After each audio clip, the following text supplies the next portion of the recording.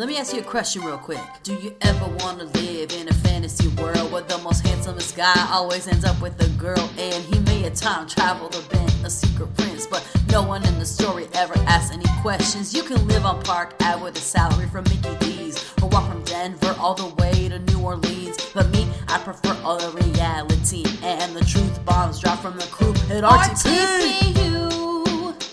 You got what we need. Cause these movies are a chore, but you keep us wanting more. RTP, yo, you got what we need. Cause roasting is your technique. I'm gonna tune in every week. Hey, hey. Laters, baby. But not too much laters. Cause you got what I need.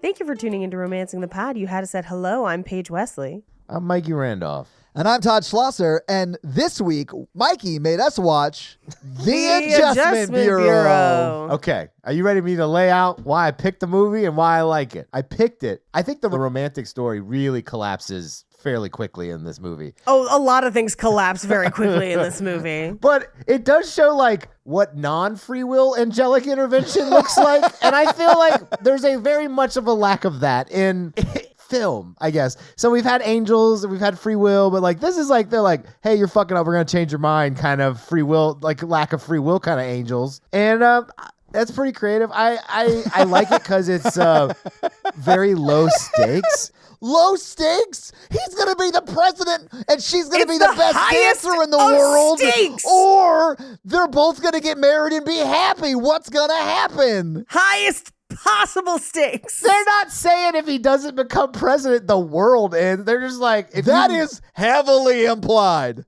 No, they won't let that happen. They'll make the adjustments or whatever, spill people's coffee. No. If we learned anything from what happened with Tipper and Al Gore, we know that they never should have got married, and then Al Gore would have been president, and then we would have done way better with the environment. You know the current environment situation in the world is Tipper Gore's fault, and I think everyone needs to get on this bus with me right now. No, I'm not going to blame Tipper for that.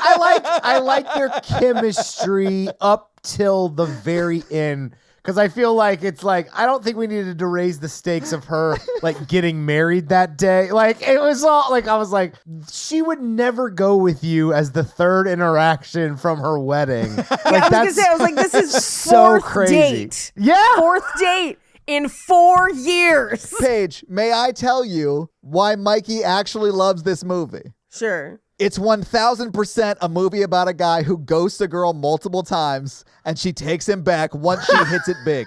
That is why Mikey loves this movie. Okay. Mikey, hang on one second. I got to finish. Let me finish. Do you guys know how many angels have appeared to me to tell me to ghost a woman? I'm going to say none. At least 15 to 30. My watch is telling me I'm in a loud environment and I should be wearing Mikey, earplugs. 15 to 30 is worrisome. I really think you should stick to 25 to 40. That's the number of women. Also, Mikey, this movie feels like it was written by a 16-year-old that's only been in love once, and it's like their first time falling in love. And Mikey, I loved this movie. Did you love it? Much. Did you love it? No. Yes. I know it sounds like I was coming hard at it, and I agree, Paige. It's terrible. Okay, good. As long as we Specifically, agree. if you're a white man, this movie is great for you.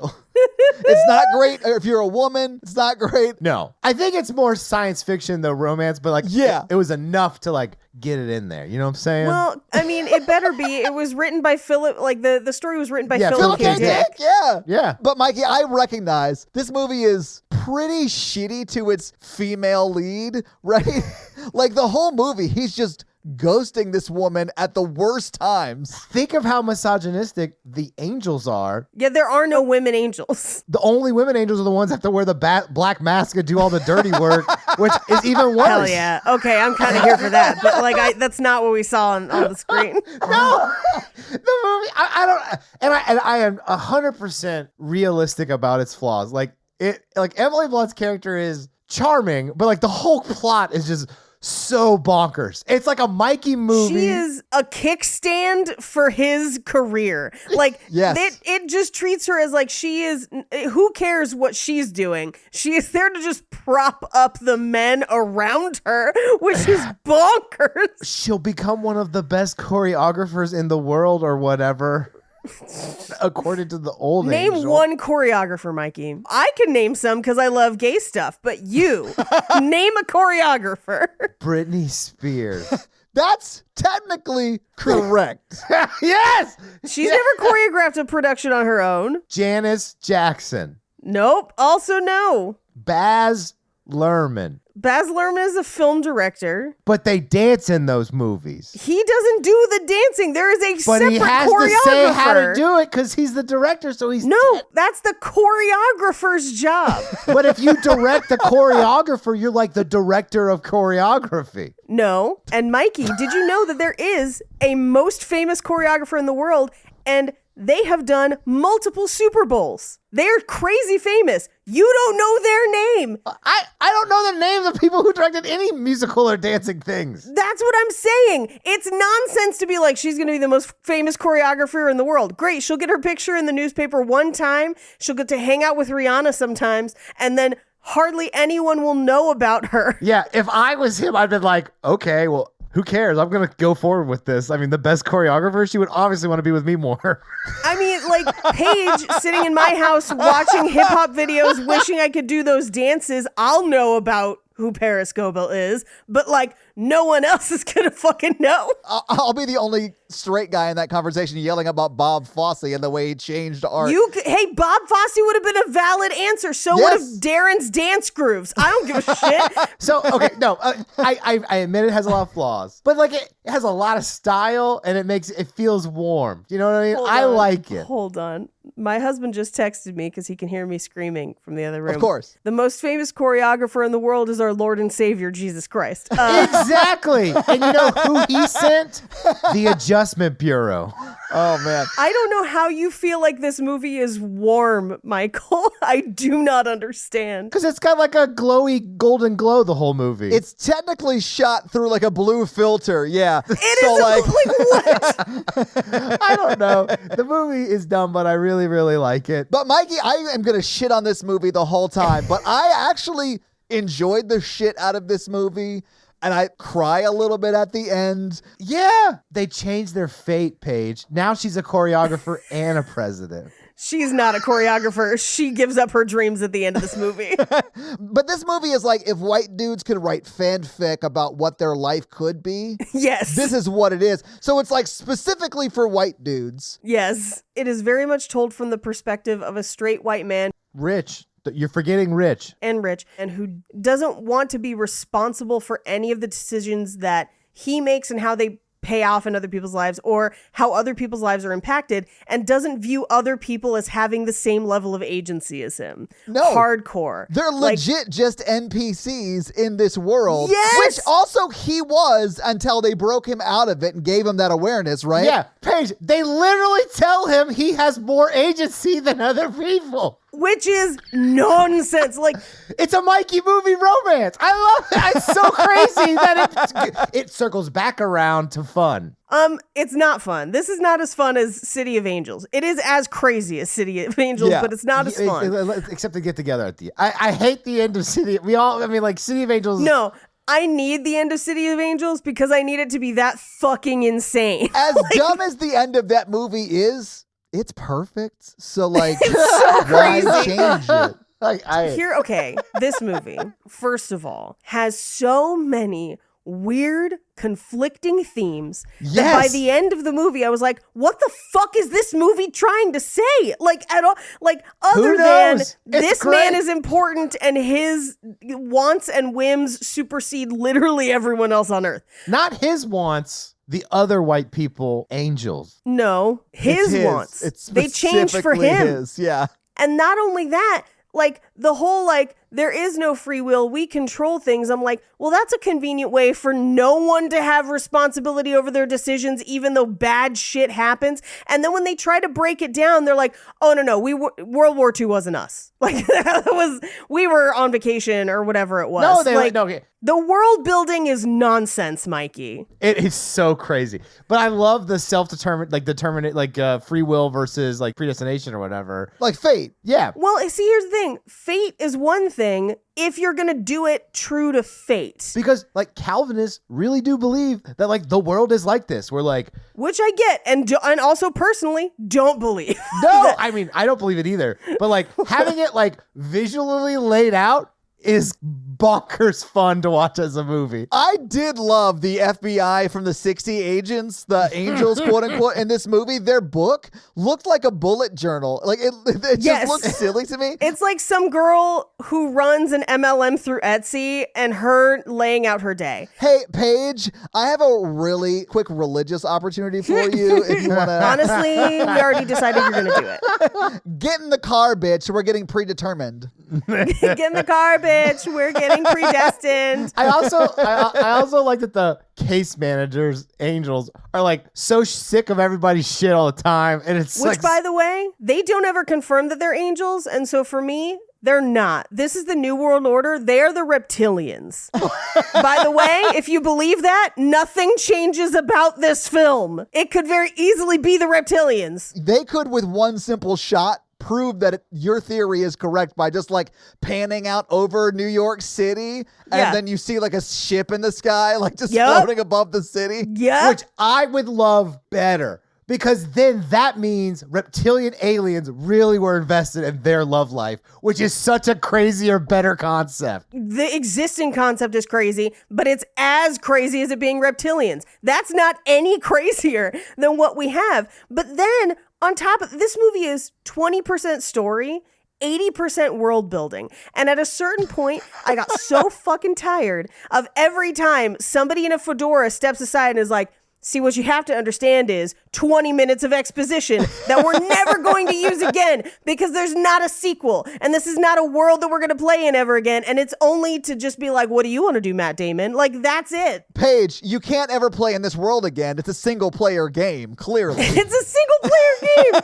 And everyone else is just an NPC. It didn't surprise me when I found out Philip K. Dick wrote this because as much as I love Blade Runner, Blade Runner is heavy on world building and exposition, almost to its detriment, where like I love it, but it is I can't stand here and be like, it's not at times inaccessible to the viewer. Like, come on. But this movie, they meet 4 times total. They're not in love. The fact that they try to make it love is so fucking nuts. I can't even wrap my brain around it. But then on top of that, the craziest thing about this movie is Act 3, where at 20 minutes until the end of the movie, like Black Falcon is just like, here's what you got to understand. You can go through any doors. It's just the hats. It's the magic of the hats. And I'm just like, fuck you. Which is what allows the reptilian theory to work, right? Yes, absolutely. But also, fuck That's how the you. head lizard limits their power. We went into it. Fuck you for making me sit through 90 minutes of a movie and then just being like, turns out it's just hats.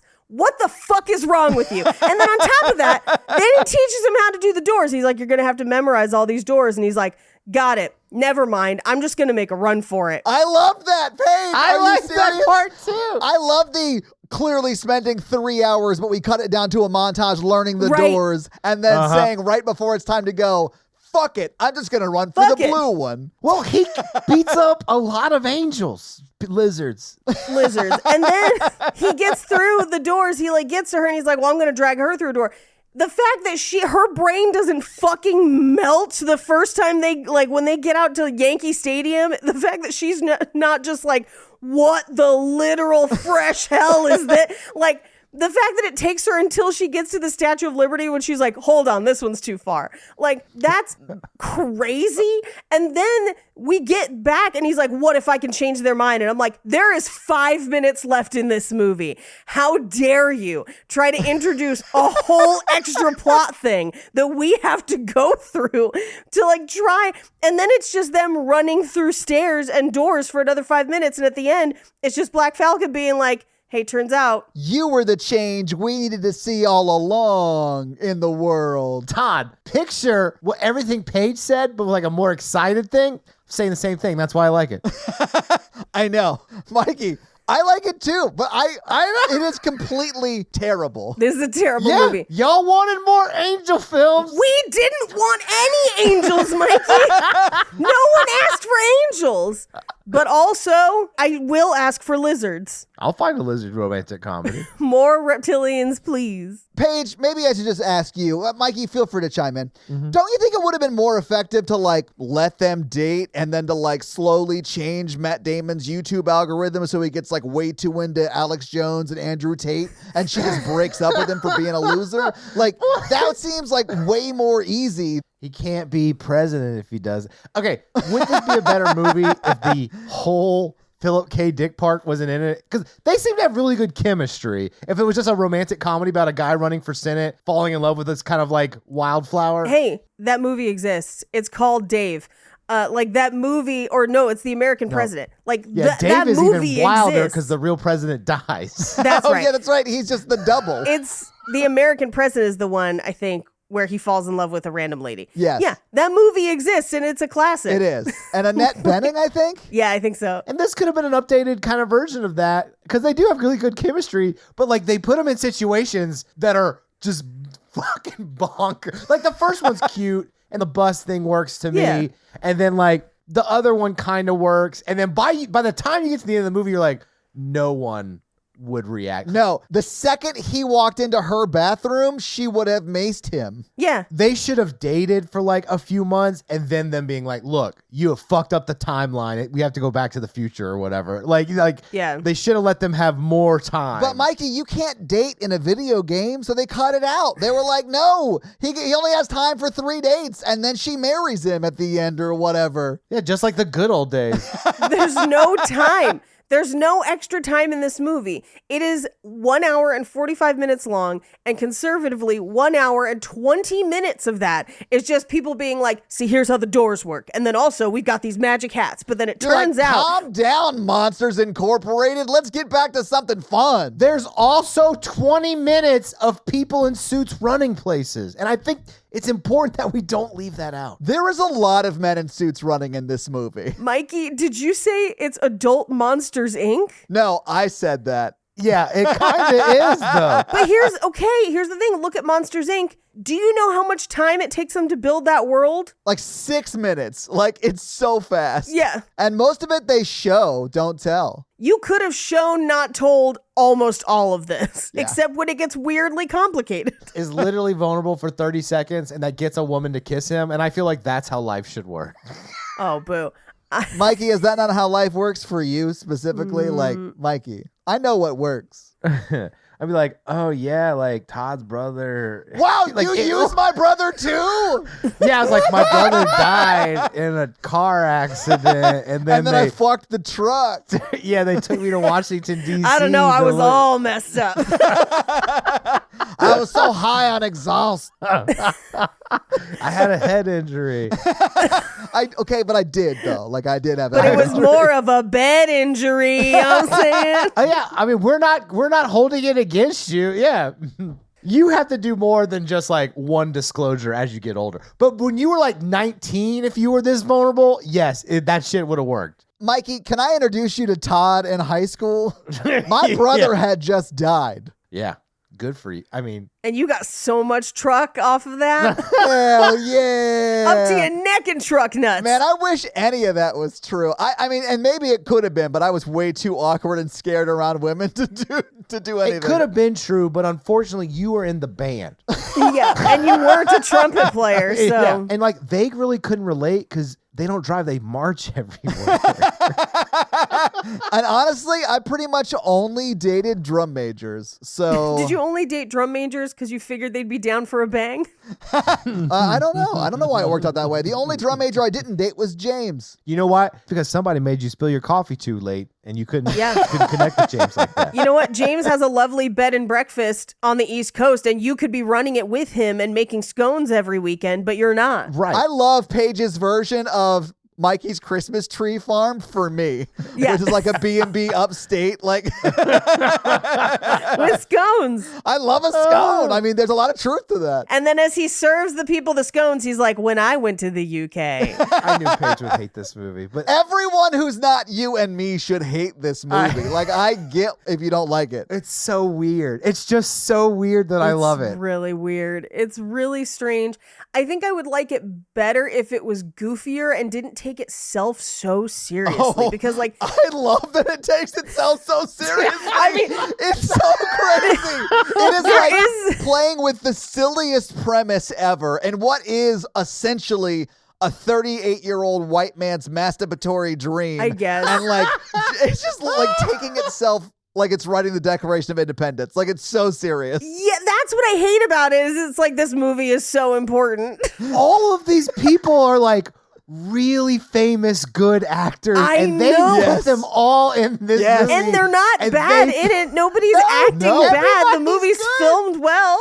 Emily Blunt is amazing in this movie. She's very charming. She's always been a great actress, but I didn't know she could dance. It's a body double. Is it? Okay. Yeah, they CGI'd her face onto Okay, it. I'm sure that's this is why. a very expensive Okay. movie. They spent money to CGI her face on a dancer. Yeah. That is the kind of Mikey, like, that's so self-serious. And that is that's such a the thing, crucial Mikey. component to a Mikey movie. That a movie that where they try to, like, they're like, Right. we're going to do this and we're going to take it so seriously. And then it becomes something so weird that then I love it. But here's the thing. I think about, like, if we're looking at a movie that took a weird premise and just took it completely seriously and it's an enjoyable watch, I think about something like Malignant. Because people got that Yes. script and were like, fuck yes, I'm in. Let's do it. I put Malignant right there with this. No, absolutely not. I would watch Malignant 100 times before I watch this again. I watch this movie a lot because it is so bonkers. Because it's like playing a video game. Yeah. Well, and Mikey, for your character analog, it's a good fun time. For anyone else, it's not. Exactly. And so when I'm looking at this, I'm like, this is why would I even like this? When I rewatched it the last few times, my character analog is the burned out case manager. Honestly, though, same. Too much to do, and he messes one thing. I was here for Anthony Mackie. I was like, Yeah. he's been through it. Yeah, the Falcon misses one thing on his job, like he didn't check his email in time, and they're Yeah. like, "Oh, the whole world's ending, and the president's wrong. Now you got to work 12 weeks of overtime, and here comes this other guy, the district person coming down. You've screwed this up." 100%. To the point at the end where he gave him this hat, I was like, oh, he is like, this is what happens when you're like, fuck He's like, this "I've job. been doing this too." Yeah, exactly. Yeah, exactly. I've been doing this shit too long. Go fix your own life. That's Yeah, no, what this go social fuck up a worker bunch of just shit. did. Go. Yeah. Run through the doors. Go. I love at the end when Matt Damon's like, "Oh, Henry, you're the chancellor or whatever," and he's like, "No." No. He's like, "Fuck no, I quit." There's actually a really, really fucking upsetting fun fact about that ending scene. Oh yeah. Where there was an alternate ending that they just cut, and they cut it for the stupidest, most fucked up, sexist, and racist reasons. I heard it was because they didn't want to be a part of the Avenger Initiative, and so they cut out the Samuel L. Jackson ending. I get it. Yeah, I mean that sort of makes sense. Samuel L. Jackson walking up and being like, "You're too good for this job, man. Like, you've been protecting this white guy for like ever. How about I just give you these wings? Put down your angel wings and take up metal wings and become the Take up Falcon. Falcon wings." Yes. What's the ending? You got to tell me the ending they cut. Okay, I'll tell you now. So originally, God was a woman. They actually cast, or the chairman, I should say, as a woman, and it was Alanis Morissette. no Shahore Agdashlu, who I've seen in a number of things. She was on like a whole arc of Law and Order SVU for a while. But she grew up, she was raised Muslim. She's not necessarily practicing now, but like she's culturally Muslim. And they filmed the entire ending with her as God, basically giving that last section of like, we let you write it. You have free will now. You fought for it, whatever. And it went to screenings, and the studio made them cut it because they didn't think that a Muslim should play God. Oh, that's awful. What? Jesus Christ. Yeah. See, I really wanted them to get up there and talk to God. I thought that would have been a better ending. It would have been. For a hot second was like, is it going to be Morgan Freeman? I had the same thought, Paige. I've seen her in a bunch of other stuff. She would have been great. I'm sure she fucking nailed it. I'm sure she knocked it out of the park. Yeah, I recognize her. She's been in a bunch Oh of man, stuff. she's on The Expanse. Oh, she's perfect. Yeah, she would have been awesome. Yeah, I think she would have been amazing. And I don't think it would have impacted the movie for me at all negatively. I think it would have been the net same That's of what we had. Super racist thing that they did. It's super racist. Especially because she great. looks way more like Jesus than whatever. I'll cut it. It's fucking stupid. No, Jesus was a person of color. Jesus was a person of color. But also it's like, it doesn't even have to be Jesus. These people could also be lizards. Like, it's so vague while also being too specific at the same time. And so, like, who cares? Like, what? So it's just one more racist, misogynist thing that this movie did on top of basically making this a man's wet dream. When did this come out? 2011, which I do want to point this out. I made a joke about this earlier. Alanis Morissette was in Dogma as God in Correct. 99. And 12 years after that, they were afraid to put an Iranian American as God in this movie. That's crazy to me. It was more because she was culturally Muslim or perceived as Muslim. That's what I mean. Even though she's like, I was raised Muslim, but I don't introduce myself that way. That's exactly what I'm getting at. Like, Who does that? My name's Michael, the Christian. Mormons. Hi. Do you have time to talk about our Lord Jesus Christ in the Book of Mormon? Here's another fun fact. I saw this in theaters. Mikey, I love that for you. And I honestly, if they do a Belcourt screening of it at midnight, I will go with you and I'll enjoy the shit out of it. It was back when I saw every film in theaters. I went through that phase too. It was called dating someone who worked there. Yeah. So should we get into it and Yeah, talk maybe about we how... should just get this movie so we can go through it scene by scene, Paige. I think this is actually going to be pretty fast because a shocking I do too. little amount of anything happens in this movie. How dare you, Paige? Where do they sleep? Because he falls asleep, but they don't have bunks in their like big tower. No, but they also hang out at the fucking library. What is it with angels and libraries and trench coats? Like, I hate this.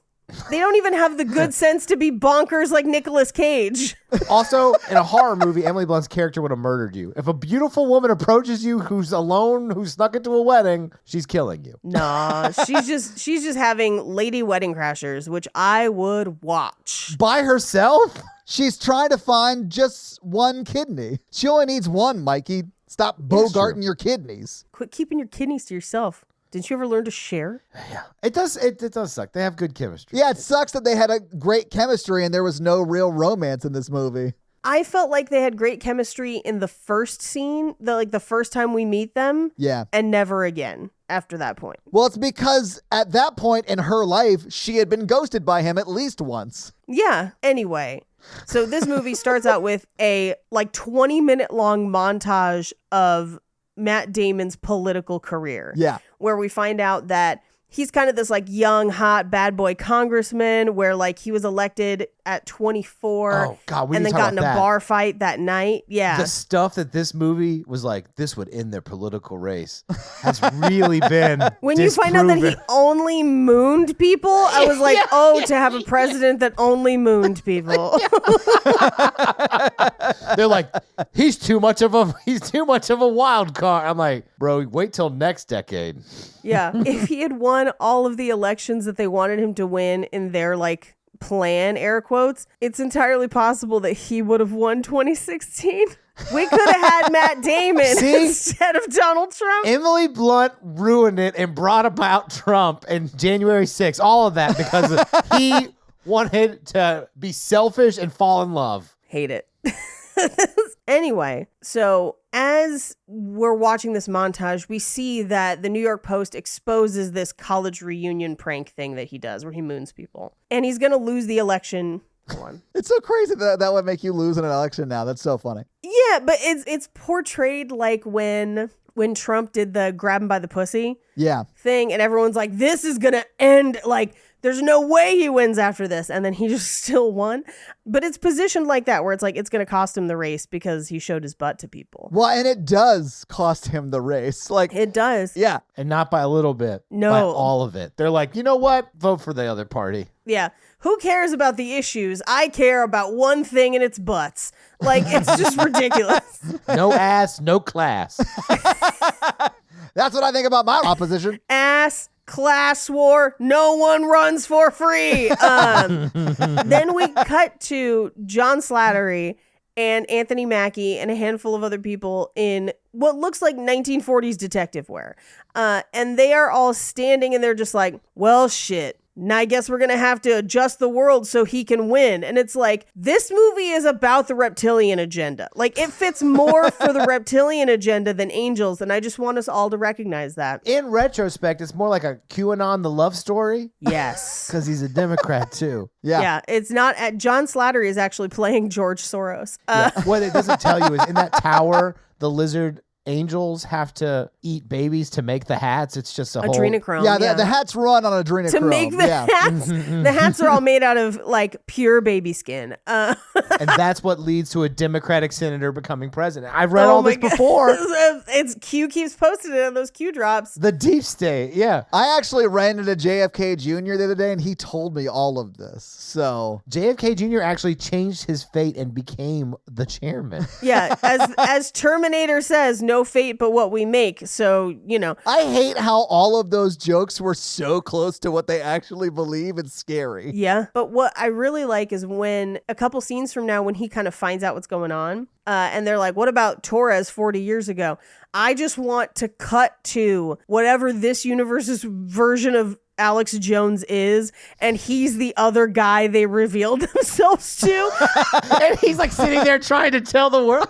Yeah, there's lizard angels turning the frogs gay, electing the Democrats. They pause people and change their minds. No, okay, but like that is what Matt Damon's character really would have become if he had had that experience, right? Right. He would have become like the Alex Jones yelling at the, yeah. Well, no, because they were like, if you tell anybody, we're going to like lobotomize you. The idea that he's going to get elected after so many people saw him just run through New York punching people and dragging a woman. It didn't happen for the Coney guy. It's not going to happen Paige, for this guy. 2016 happened. You can't say this anymore. That's fair, honestly, yeah. Good Lord. He literally said he could literally shoot someone on Fifth Avenue. Yeah, on First He Avenue. was talking about the lizard angel. The fucking lizard angels made it possible. One of those doors just opens into cosmic pizza. That's how you get in That's the where basement. they hide the children. Yes! Yeah. You got to have an adrenochrome baby skin hat to get through the doorway into the basement. Hold on now. Who else goes by the chairman of the board? Chuck E. Cheese. Frank Sinatra? Donald Trump. Oh, we were way off, Paige. Oh, yeah. Apprentice. Uh-huh. Follow the money, Halle Burton.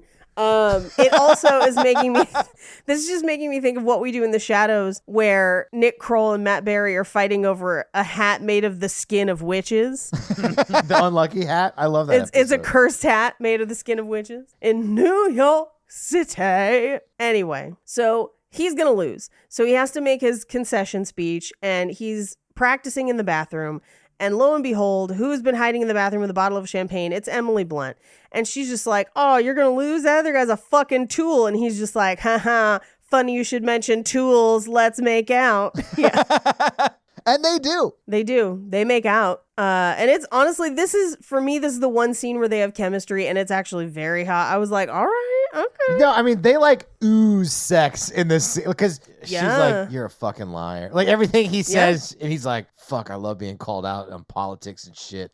Yeah. He's just a powerful man looking for a dominant woman. Absolutely. Heard it so many times before. I'm sure you have.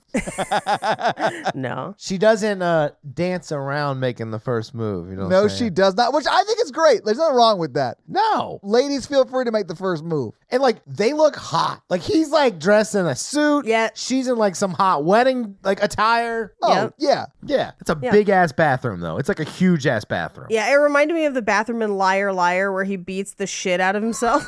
Oh, yeah. Yeah, it does sort of look like that. Yeah. Anyway, so we find out she's hiding from security, and his campaign manager interrupts them and is just like, yo, you got to make that speech, bro. And she's like, oh, okay. And he walks in on them making out. So he's like, what? Her whole speech basically is like politicians are too much bullshit. We like when you see humans, so you need to put more of that. Yeah, in your be shit. human, more or less. Stop being one of the lizard people, overlords. evil. Yeah.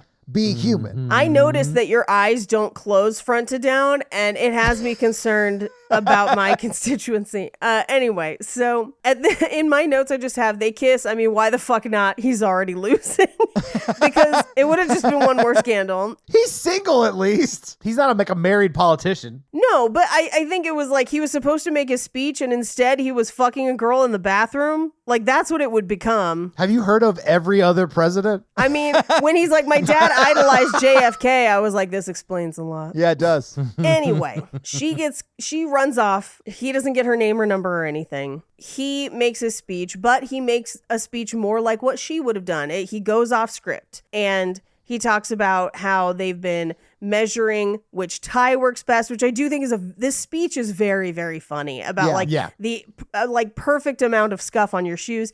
At this point in the movie, I was like, I'm on board. Well, yeah, we're only like 3 minutes in. So yeah. No, we're like 15, this is like 20 minutes in because this movie is paced by a crazy person. A really fun, exciting, nice, crazy person.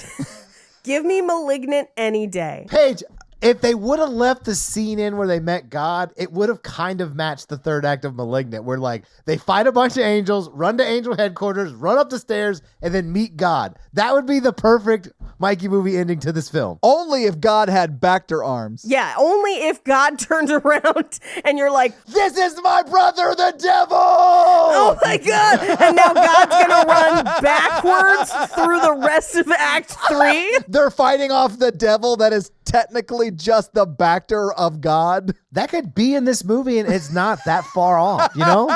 Oh, man. Anyway, I guess spoiler alert for Malignant. Whatever. We did an episode on it. That's fine. For the horror version, yeah. Anyway, he makes the speech. It actually makes him very popular, even though he loses. I mean, by the time he gave the speech, he'd already lost. It was a concession He'd speech. already lost. Yeah. Yeah. But it makes him like the front runner for that same seat in 4 years. Right. Or because it's the Senate, it's technically the other seat. Like the guy who beat him like 2 years, would still be in that seat, if that makes Oh, sense. no, you're right. It would It'd just be still be staggered. 4, Yeah. Like Yeah. if you're a government nerd like me, you would already know that, but Whatever. It's not important to the movie. The movie doesn't understand that. yeah. Because then wouldn't it have been 2 years, not 4? Well, because it's 6-year terms, right, That's for what it is. Senate. So Okay, yeah, okay. yeah. That's why. So it's staggered. The lizards killed that guy so he could take the seat. Come on. Yeah. I mean, we do see the lizards make like an automobile accident happen just to stop him from finding her again. So they've made it clear that they will hurt anybody for this one dude. They killed his parents. I mean, like they admitted halfway through the film. That's how you make a Batman. Why are we fighting over this? Like they had to kill his That's parents. all. I mean, that's true. No, That's true. here's my biggest problem with the reveal that they killed his parents, which happens much later, is that he's like, my brother, and he's like, yeah, that was us. We murdered him and made it look like he had died by suicide. I think it was an OD. It was an OD, but they killed him. Well, yeah. They but- did it. Yeah. But then he's like, what about my mom? And he's like, no, random chance. And I'm like, so that can still happen?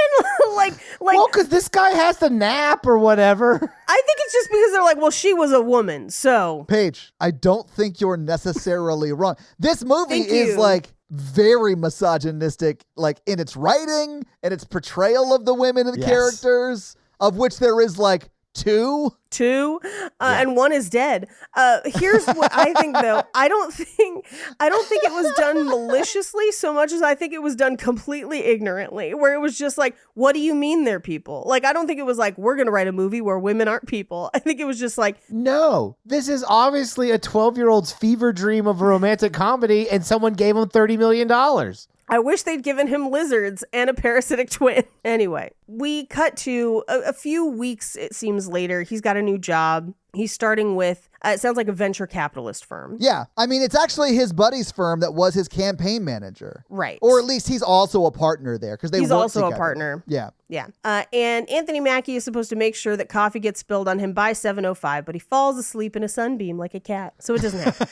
And instead, Matt Damon gets on the bus where he sees Emily Blunt and he's just like, oh, hey. He's like, I remember you. I know what the inside of your mouth tastes like. Which, Hello. okay, but like if you had a magical night with somebody and you lived in New York where there are 9 million other people, as they say in this movie, and you just like didn't get their full name or phone number or any way to contact them, like you're never going to see them again, right? Like it would be Yeah. Wild that you would ever come across them again. Well, it all depends. If God wrote a plan and earlier you were supposed to be with that person, you would consistently run into them because some of that part of the plan. If the lizard angels deigned it to be.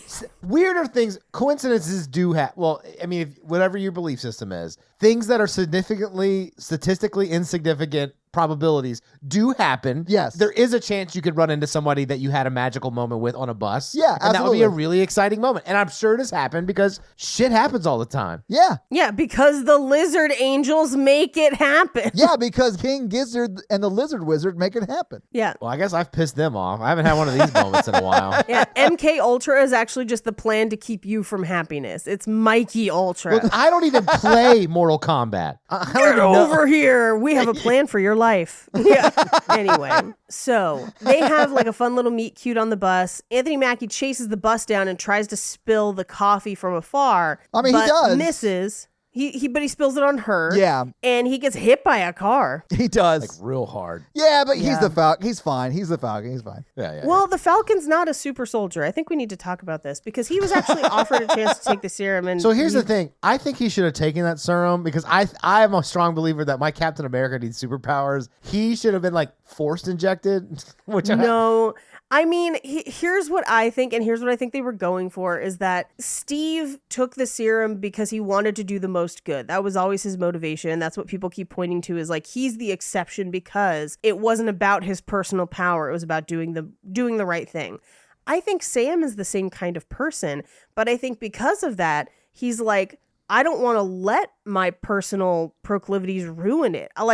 I want to make sure that I'm doing the right thing, and this could influence me in a way that is maybe not healthy. I wanted old man Steve Rogers just to be like, inject him and be like, well, I think this will be better for you. Trust me.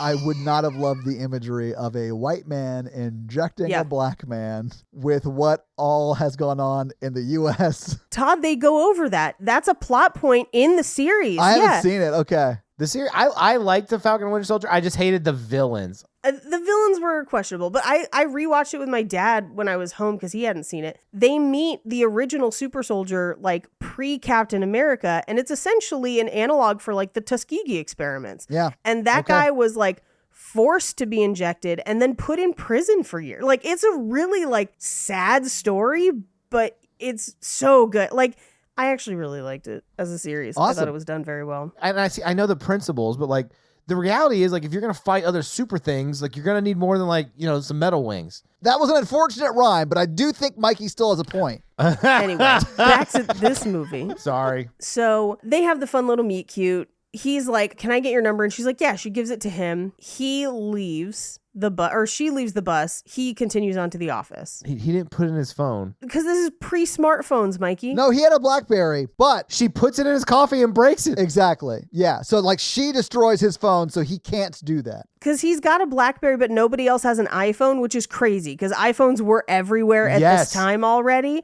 But everyone in this movie has a fucking flip phone, and nobody can use GPS on their phones to get anywhere. And it's madness. Like, it's crazy. Anyway, he calls his friend at the office. He tells him he found the girl. They're going to talk about solar panels in a meeting. Yeah. He gets to the office and everyone's frozen and they're like adjusting stuff and they're like scanning his brain and he's like, what the fuck? And so he like matrix runs through the entire office. And everyone's straight up frozen. And everyone's been frozen as he was walking through the office too, right? While the guy from Mad Men like chases him. Yeah, John Slattery chases him. Yeah. Because he caught him fanoodling with the secretary. No, that's Mad Men, not this. I'm sure he fanoodled his lizard secretary. They run into a giant empty room that's basically where Batman tests the tumbler in the Nolan Batman movies. 100%, yes. And they put him in a chair and they're just like, well, what do we do? And they're like, well, if we just let him go, he'll question this forever. Like, he'll become like a conspiracy theorist. I mean, he would have become Alex Jones if they had just let him Yeah. go at that point. Yeah. Well, they're looking at their journals about it too, because they're like, oh, yeah. If we let him go, he turns into like a bad person. Look at this. Yeah. And so they're like, well, what if we just tell him what's up? And they're like, worth a shot. Hey, we're lizard angels and we're the new world order. Hey, I'm King Gizzard and this is the Lizard Wizard and we're Yeah. here to talk to you about Dinosaur Jr.'s a different thing. That's not us. Don't worry about our allegiance with the Greys. It's a partnership with the Galactic Conclave of Light. We'll tell you about it later. Don't worry about it. They just need to mine resources from our buttholes, but it won't even hurt. Anyway, We got a video on it that explains everything. Don't worry about it. That's not what they really say. That's basically what they say. They say something equally as bonkers. They're like, free will doesn't exist. We're changing your friend's mind. So he invests in solar panels. And he's like, is that important? It's like... And they like take her name and number out of his like wallet. Oh, yeah. And you're not supposed to meet the girl. Because they're not there to break him and her up right now. They're here to change the solar panels thing. And then they're like, oh, wait a minute. Did you meet that girl again? Give me her number. And then they like burn it in front of him. Yes. And Yeah. that's what pisses him off. So what you're saying, Mikey, is that he only goes after her a third time because he's spiteful towards the angels. Yeah. I will tell you, if someone tells me not to do something, it's very hard for me to not do the opposite of that. You should really talk about that in therapy. Wow. And I guess because you said that, I'll never go. Well, there you go. Mikey, you want to grab coffee and talk it out, buddy? Don't tell me what to do. What are you, a lizard person? It's a dangerous way to live life, is what I'm saying. I believe in fate. So like whatever happened was meant to happen. I don't have to make any choices. It's great. Think about it. There are people who believe this. I take no direct responsibility in anything that say or do or happens to me or others. Anyway, I was shocked that nobody tries to Facebook stalk people. They act like there is no social media, but it's 2011. There's plenty. Hey, he says he Googles her later. That's not the same. Googling a first name is as useless as Googling shoe and expecting the perfect shoe to come up. When's the last time a politician knew how to use the internet? I mean, that's true. At a certain point where they were like, scandal, I was like, is he supposed to be Anthony Weiner? Like, what are we doing? Oh, shit. Have y'all watched that documentary? I have. That documentary's fucking wild. It is. Oh. There is an Anthony Weiner documentary that basically implies that like certain members of high donating Republican super PACs and stuff who were invested in Wall Street essentially like honeypotted him. Now, here's the thing. He was also involved with sex workers, but like the case would not have gone forward the way that it had. Like it's a fascinating documentary. But also, they're like recording a documentary when all of these scandals break. Yes. And like some of it he got honeypotted, some of it was on Twitter, some of it was affairs in person. And you can just see his wife like very quickly be like, I'm done with this shit. Yeah. I mean, if he wasn't fucking up, the super PACs couldn't have done anything to him, right? That's true. I mean, they would have probably tried to kill him, it sounded like. He wouldn't have been the first. Yeah, I know. There was Matt Damon's brother in this movie. But you see, the Angels flicked Twitter where his dick would show up in it, and that's what really... They're like, we got to spill the trouser coffee at 7:05. Turn his webcam on. Time for everybody to wake up. Do you want some cream in your trouser coffee? I mean, Oh, speaking God. of Captain America, that kind of reminds me of the time Chris Evans accidentally posted his dick on Twitter and then used the attention from it to tell people to go vote. So how did it look, Paige? Because I know you saw it. That's America's dick, is what I'm saying. And she's only saying that because it was standing at attention and saluting. No, it was eating cheese fries, but then also not reading well and holding a firework too close. It blew off both of its arms. Yeah. Anyway. Hang on a second. How did that super serum impact his dick, though? Like, that's what I need to know. I'm going to say that I think the super serum proportionally makes you larger. What if it's like steroids? Oh, so it shrinks it all up? I mean, there's photographic evidence that Paige, would he's an suggest actor, otherwise. please. I'm asking a very clear question. I'm not talking about Chris Potter or whatever the fuck that guy's name is. Evans. There's like 90 Chris's. Who cares? There's like 6 Chris's, and he's one of the only 2 good ones. Anyway, so like... You're asking if actual real-life Captain America had teeny tiny balls because of the steroids. No, I'm asking if superhuman actual Captain America, if the serum shrunk his shit because it's like steroids. Maybe. And that's why he never had sex throughout the films. Except that he does in Endgame. Does he? He goes back. We don't see that. What if he dances with her and then she's like, is that a micropenis? No. No, he just goes, no. But it doesn't work. I'm 108 years old. He doesn't even have a vibrating arm. I see that's why you gotta, if you've got the choice, that's why you gotta go Winter Soldier for the vibrating arm. I can't believe we have had more than one conversation on our shows about using that arm as a sex toy. We can't be the only people asking the important questions, Paige. Paige, if you're gonna have a robot arm that could do a lot of stuff, why wouldn't you add that feature? It's like heated seats. This was my argument the first time we had this conversation, and you told me I was wrong because it would be cold. But I think Mikey has a point that, like, we all know Inspector Gadget had a Go-Go Gadget fleshlight. Like, Yeah, it doesn't mean it's not cold, but he could hold it in a fire because it's vibranium. And it wouldn't melt or anything. he's like, hey, baby, go ahead and set the oven to broil. It's going to be a time tonight. Oh, You don't leave it in for a long time. you don't leave it in at all. It's vibranium. It conducts heat. Anyway. We can't. I know this movie is terrible, but we got to stop talking about the sexual implications of super soldier life. Be nicer in my movie, or I'm going to bring up Jane Austen. Fuck you. Anyway, so they just release him back into the office where he apparently forgets that all social media exists and doesn't even bother trying to find her that way. We cut to the library because they're always in the fucking library. And we cut, literally, we're only there for like a second just to be like, Anthony Mackie's in the library. And then we're gone. I don't know what. Anyway, we cut to that bar, the barbecue bar, which honestly, that place looks like it fucking slaps. I mean, I love barbecue, so I would definitely check it out. Yeah. I always thought that the bartender had more lines that got cut out because they like really focus on her talking for like 5 seconds. Well, and then when he comes back the second time, she's like, your friend was here. He left this note for you. And I was like, it's the same. Like, what? Yeah. Anyway, so he's trying to figure out her phone number. And Anthony Mackie rolls up and he's like, it's not going to work. They're going to stop the phone from working. Like, she's going to drop her phone. Like, she's never going to get the call. It doesn't matter. And he's like, but why? And he's like, we can't talk here, but come on the ferry with me and I'll explain. So on the ferry, he's like, so we're lizard angels. Don't worry about the grays and the butt stuff. I'll get to it later. Just worry about the pizza place. And so he basically breaks down. He's like, it's basically, we just change how the world is. No one has free wills. Well, this is where they say like, we've been called angel. He does like the whole reveal. He's like, I'll answer your questions.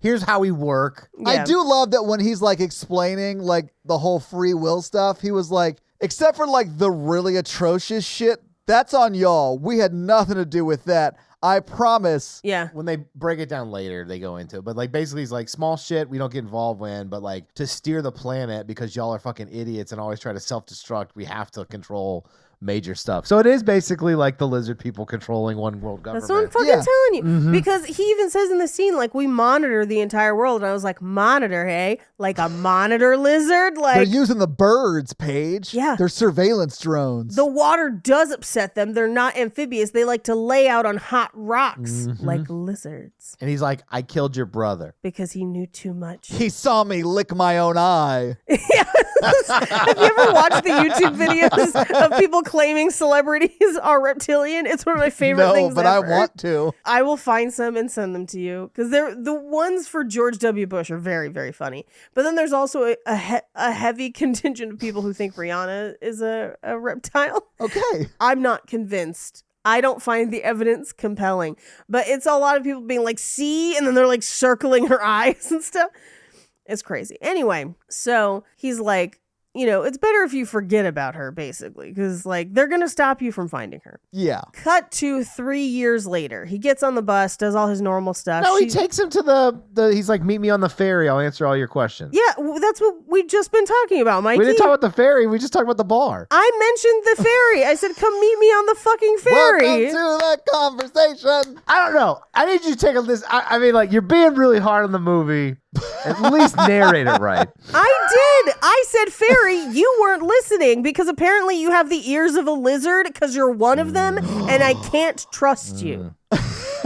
You probably shouldn't, but not for that reason. Anyway, they've been on this ferry for like 2.5 minutes that we've been talking. Yeah. So we cut to 3 years later. He does his normal routine. He goes to work. He gets on the bus. She's not on the bus, but he does clearly look for her every time. Like, he glances towards that seat and everything. And as he's on the bus, he sees her walking down the sidewalk. So he has the bus do an emergency stop. He gets out and follows her. And he's like, oh my God, it's you. Like, it's been 3 years. I've been trying to find you. And she's like, you had my number. You never called. And he's just like, I lost it. I got mugged, which is technically true. He just got mugged by lizard angels. He did. This time. But he's like, do you have a boyfriend? Like, take a walk with me. Like, let's see if there's still something here. And so they kind of like chit chat. They go out to lunch, or they're about to.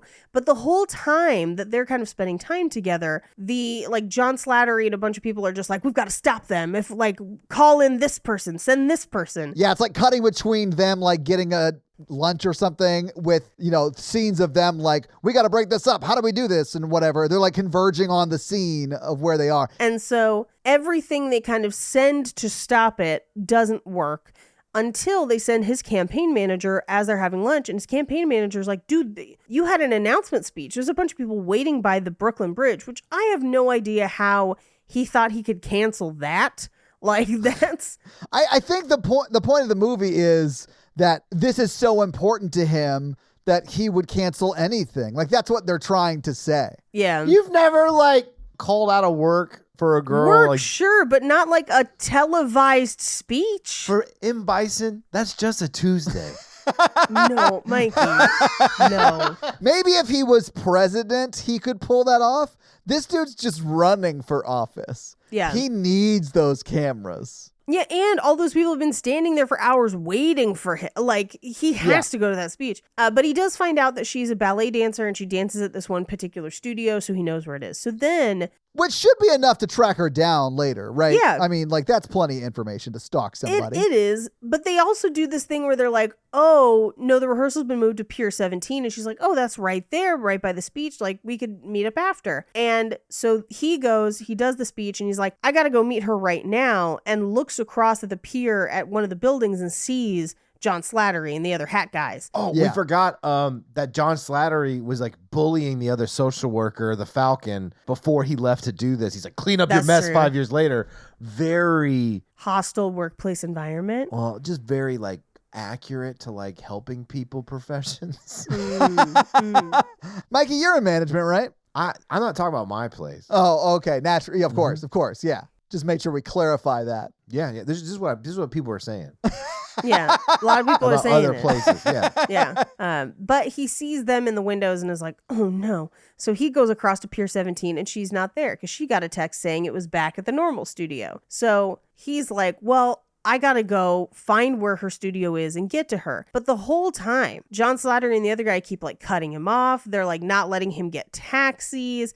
He's got apparently no GPS on any of his devices, so he doesn't know where this thing is and can't find it. So he has to like go into a restaurant, and he's like, has anyone seen a ballet at Cedar Lake Dance? And they're like, yes. And he's like, where is it? So I can find it. They have all of the landlines are blocked. All the phones are blocked. They seem to have unlimited power. And then when we find out the limits of their power, it's so frustratingly stupid. Right. Well, that's just the trap. Well, did we talk about ripples yet or whatever? This is where that comes up. Yeah. Good. Well, he was explained on the ferry, like, we can't change too much because there's too many ripples. We get in trouble by God or whatever. Yeah, you get into that like the butterfly effect kind of Yeah. stuff, right? Yeah. Well, and during this scene, they're talking about John Slattery has a ripple limit. So, like, there's a limit to what he can change before it starts to make big other changes, which creates kind of a big mess. Yeah. But he ends up accidentally causing a car accident, or deliberately, either way, that causes ripples, like Yeah. pretty significant ripples. I mean, those two guys are injured. One of them Oh, is yeah, like, both of them his are injured. head's bleeding, and he's like, don't move. Well, and afterwards, the police show up and he ends up being interviewed by essentially a fake cop. Yeah. That's like one of the guys. Yeah. This is where it says anybody in a hat can be one of them, not just dumb fedoras. Yeah. Oh, God. The hat thing is so dumb to me. Like, that's the dumbest way to explain it. It's so frustrating. I'm like, hats? That's the best we could come up with, was hats. They should have been like, we only have that power, but I can put that power in this hat for you to wear and have it while you wear the hat. that would have probably made more sense. Maybe, I guess. Instead of being like, we have to have these hats on to travel. It's so weird. Anyway, so while they're kind of distracted by the car crash that they're going to have to kind of like fix, he grabs a taxi, makes him go through red lights, and he makes it to the ballet company. And they do chase after him because they're like, if he gets there, then there's no going back. If he sees her dance, it's all over. Yeah. He gets there and sees her dance. Now, here's the thing. She does modern dance, and modern dance can be great or kind of goofy. It always straddles that line. I dated a modern dancer back in the day. It's fun, right, Mikey? She got mad at me often. I was going to say, not if you like feet, because it's as bad as retail feet. I had a couple ballerinas in my sorority, and like foot problems were a thing. Oh, yeah. Like, yeah, you'd like watch a performance and like she talked about the metaphors and stuff. And I was like, your leg like wiggled real good or whatever. It's amazing that relationship didn't last. Well, because you don't even like musicals, and No. dance performances are like an extra level of like. And I was like, I appreciate your seriousness of your art. I know you love it. Right. I'm here to support you. Yeah. In this one, she does this same move twice in the movie, once here and then once later in her other performance. The leg yes, flick like a the fish. wobble leg, the stinky leg. She's like, ballet, stinky leg. And you're just like, what? I think you mean the best choreographer in the country. Oh, you mean the patented orgasm leg? No, the scratching a dog's belly dance movie. What you didn't know is that she was being a metaphor for a dog in that dance performance. It's modern. You wouldn't get it. Yeah, that's why we were doing the dance to Who Let the Dogs Out. It's like a cello solo of Who Let the Dogs Out.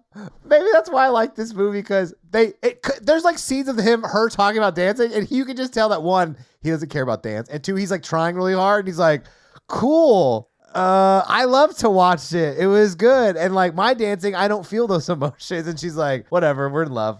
Mikey, I think the reason I love this movie so much is because you could like edit in all of the real world scenes from Ready Player One into this movie at key points, and it would make as much sense as Ready Player One, because he's just playing as Matt Damon's character. You know what I'm saying? Like, it's just very much video game feel. One of my favorite versions of characters as video game people in a movie is the first Jumanji, where they meet a non-playable character for the first time. Yeah. Oh, I love the Jumanji movies. Love them. When you say the first Jumanji, do you mean with Robin Williams? No, the first reboot. There you go. The second one was a little bit different, but the first Jumanji reboot, when they meet, oh God, what's his name? Rise Darby. Yeah, because he drops them off. He flies them over there or whatever. Yes. And they're like, tell us more information. He's like, I'm going to drive. He just starts the same speech over again. That's great. Rise Darby is amazing. So we cut to the office building for the Lizard Angels. Yeah.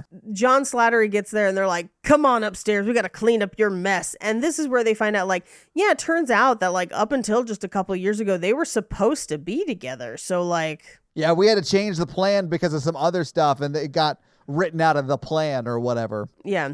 And he's like, oh, well, so then he goes and talks to Anthony Mackie, and he's just like, well, it wasn't your fault, but like, this was kind of a setup. They, I guess, were fated to be together, and that's why they keep running into each other, but the plans have changed, and so we still have to break them up. Yeah, God's plan version 1.3 had you guys being together. Right. But unfortunately, when you masturbated at 13, God changed the whole plan for you to be alone. Does that, wait, okay, I'm sorry. Does that mean that I like was supposed to end up with Justin Timberlake and I ruined it?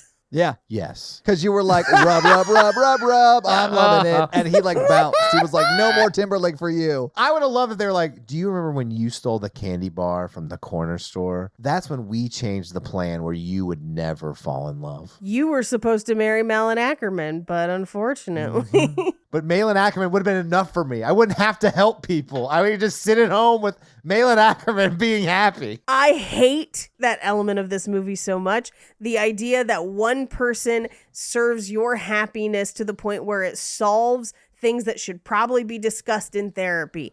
I hate that. Wait, what do you mean? Because they present this whole thing of like, you are running for office because you like being around people and in front of people because you're trying to fill the void of the family that you lost. Something that should be discussed in therapy. Yes, absolutely. But if you've got her, you don't need any of that shit, so you don't run for office because she's enough. I took it like she made him go to therapy. That's not what's on film. Paige, you're right. And Mikey, I do think that's a very kind take, but hopefully that is what they meant. Yes. I don't think that's what they meant, given the rest of the film. I think they were like, not. she fixes him, and that's her only purpose in this film. Well, that is very valid, but I do think some people throw themselves into their work when they're alone. Sure. And I'm not going to like say it's me specifically, but I mean, Yes. I would work less if I was in love, I think. Sure, but Hopefully. it should not be incumbent on the other person to be integral to your happiness. That's not their responsibility. And it's unfair to put all of that on somebody. No. But like maybe you wouldn't fill that void with more work, which was the part of that speech that I got. I was like, oh no. Which, I mean, hey, that may be true. But I also think that like, you should maybe examine some of the unhealthy patterns that were contributing to the work part as well. Even if you do find somebody. I mean, I have been very lucky in being able to find partners in my life, but I have ruined a lot of those relationships through just general workaholism. So like, you can do that and be in a relationship, and it's not healthy either way. Yeah, the fact that the movie equated it to like she solves it. Yeah. And like because of her, you're cured, air quotes. I was like, oh no. Like, It is like a very Shel Silverstein, like the missing piece kind of moment in the movie. yeah. Where you're like, oh, so they just fit together. But like, to me, I don't care because this feels like a rom-com version of The Matrix, and I was here for it. A little bit, yeah. That's a great way to put it. Honestly, The Matrix is the rom-com version of The Matrix. And At least in The Matrix, they have a cool orgy like sex party. right? More orgies, more lizards, Yes. more symbiotic twins. The orgy was just the second level of the Matrix, still controlled by the lizard computer overlords. But at least it had lizard computer overlords instead of being like, what about trench coats again? Like, make them a full-ass lizard. I want fucking Godzilla stomping down the street being like, you guys can't date. But we haven't seen the Mario movie yet. This could be what it's about. This could be. I mean, it is about a lizard who kidnaps Mario's romantic partner, right? Yeah. Without her, Mario, you don't need to rescue the kingdom. You can get out of the boot and stop hopping. Anyway, after he sees her dancing, they kind of go for a walk. They go to a weird rave. And I was like, bro, you're running for office. What are you thinking? Like, you can't be seen at a rave. What's wrong with you? If you look closely in this scene and at the newspaper they hand him at like the beginning. This is one of my fun facts. It is very clear that they take the picture they use in that photo 4 years before this or 3 years before this. They took that picture that night, and them taking that picture is shown on screen. I was like, what are we doing, guys? This is just like lazy. Yeah. And so, but this is where after they're leaving the rave, we get the conversation where he kind of talks about when his mother and brother died and his father took him to DC and kind of what his attachment to running for office is, where it's very much tied to his past trauma. Well, you see, Paige, if you orchestrate the right trauma, you can really shape people up to do what you want to do. That's what this movie says, by the way. It's not necessarily untrue either, but it's not like a healthy way to do anything, right? I mean, it depends on if you believe in fate or free will. Because, like, if you believe in fate, that trauma did happen to shape you to be who you are. Now, part of free will is accepting your trauma as being a part of who you are and, like, you moving forward from that. But I mean, like, but there's huge philosophy differences on someone who believes in predetermination and fate, Right. or free will. Or I'm more like a Forrest Gump style, which is like kind of a combination. I believe you can be given opportunities, but you got to like do some shit yourself. Does that make sense? I'm just going to leave that full pause in there. I was like, how does he mean that? I could hear Paige and I not saying anything, but also thinking the exact same thing in that pause. Forrest Gump, at some point in that movie, goes on like a little speech about it, and you're like, oh. You should put the Jeopardy music in that silence. I felt like that reaction gif of the woman with like the math symbols going over her face. Yeah, just I was like, how does that work? But it makes sense. Yeah. Yeah. See, I subscribe to the shrimp philosophy, and that is there's a ton of ways to make shrimp, and just, pick one and have that for the night. That's right, Bubba Gump. Hell yeah. What main character left in Forrest Gump would you like to take their philosophy from, Paige? Here's the thing. I have never seen Forrest Gump all the way through in one sitting. I love that for you. I've seen pretty much all of it in chunks TBS. at different No, I points get it. at TBS. Yeah. On TBS, yeah. I honestly like to just watch up to the point where he becomes a ping pong champion, and I'm like, that's great, man. He peaked. Yeah, those scenes are hilarious. I like watching him telling the president he's got to pee. Like, yeah, no, that's fine. Anyway, this is where he talks to her about kind of all the things that made him want to run for office, losing his mom, losing his brother, and kind of the trauma that And his shaped him. dad. And then they end up having sex, so much sex. Mm-hmm. We don't see any of that, really. They cut all that out. We just see them kissing while shoulders. Yeah. I love shoulder kissing. Yeah. I love shoulder kissing. I like kissing thighs. Anyway, so what's the song? Anyway. No, I also like kissing thighs Same. and eating chicken thighs. And eating chicken thighs. So they're like afterglowing, and Thompson is just like watching them, Yeah. which is weird and fucked up. He's a freaking perv. Yo, man, if you're going to be like a social work angel thing, you got to watch people and kill them all the time, at least get some enjoyment out of your job. Gross. Well, the thing is, there isn't a time when an angel or lizard person is on the screen that like the other people in the scene don't see them. So like, Yeah. they can see. He's very clearly this is visible not to them. City of Angels. Yeah, like he's in their house. Yes. That to me was wild. What do you think happens when you call up the supervisor's supervisor? Like they're coming down to do business. I mean, here's the thing. I am a supervisor. And when people call me, I'm like, oh, shit. Really? Yeah, because then you have to go stand at the foot of their bed after they fucked, and that's awkward for everybody, Paige. He had no reason to do it. He just looked at the problem like, this is why I'm working on a Saturday. You two in bed. This does happen to me on Saturdays. It happened to me during Christmas week. Yeah, exactly. So you look right at the problem and then you talk shit about it. It really does a really good like Middle manager type aspect. Yeah. Anyway, so she wakes up. He's not standing over their bed anymore, miraculously. He's hiding in a cupboard or something. And her phone buzzes, and it's her ex who has called 4 times that morning. Which, if my ex out of nowhere called me 4 times in the morning, I'd be like, where are you? How'd you get to Mexico? How are you dead? Yeah. Like, what happened? I'd be like, so it's mine. No. It has been 3 months, Yikes. Mikey. The only thing I could think of for a reason why, because I feel like there would be 12 other people that would get a call before me. Okay. And it must have been like, hey, an airplane crashed into all my friends. Can you pick me up? Like, what?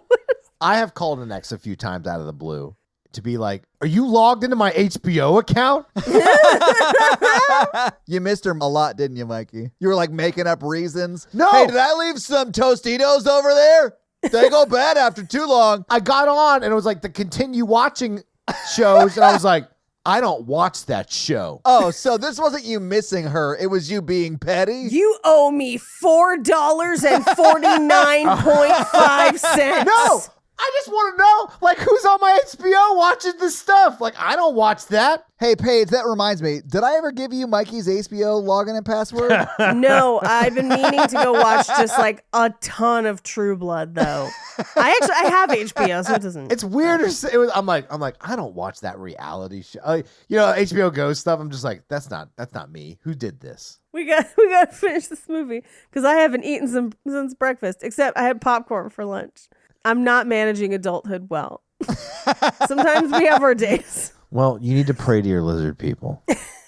They always just tell me to lay out on a hot rock. It's because you're with Jake. And when you're with him, you don't need, it's enough. You don't have to make food. Jake is the one that's like, you have to eat and sleep.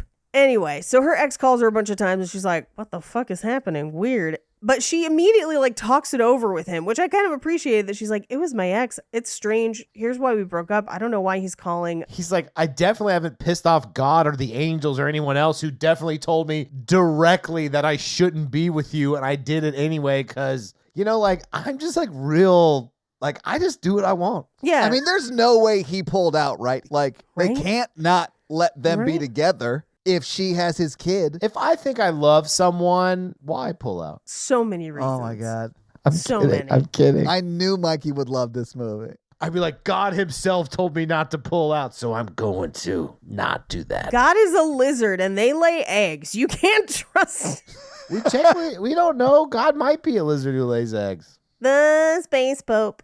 The space pope is a lizard as well in Futurama, which you would know, Tom. I should watch Futurama, man. I feel like I'd like it. Futurama was really good. Anyway, it turns out they were engaged, but she broke it off because she never felt the way about him that she had felt about Matt Damon, which is bonkers because they had only met that one time. Yeah. Well, no, they had met twice, right? Because they met in the bathroom and then on the bus. The first one's the speech. Right. Then the bus. Then this one. Right. So that's what I'm saying. Yeah. Prior to this one, she broke up with her boyfriend because she'd never loved anyone like Matt Damon. But at that point in time, she'd only seen Matt Damon twice. And that is crazy, Paige. Like, I'm not discounting that. But, like, Yeah. if you believe in the magical video game, like, logic of this movie, that means that, like, she clearly doesn't love her ex-fiance. Like, he was the Right. guy she was with until she ran into Matt Damon again, right? Right. And so when he asked her to marry him and she said yes, she eventually realized that that wasn't fair to him. So she broke up with him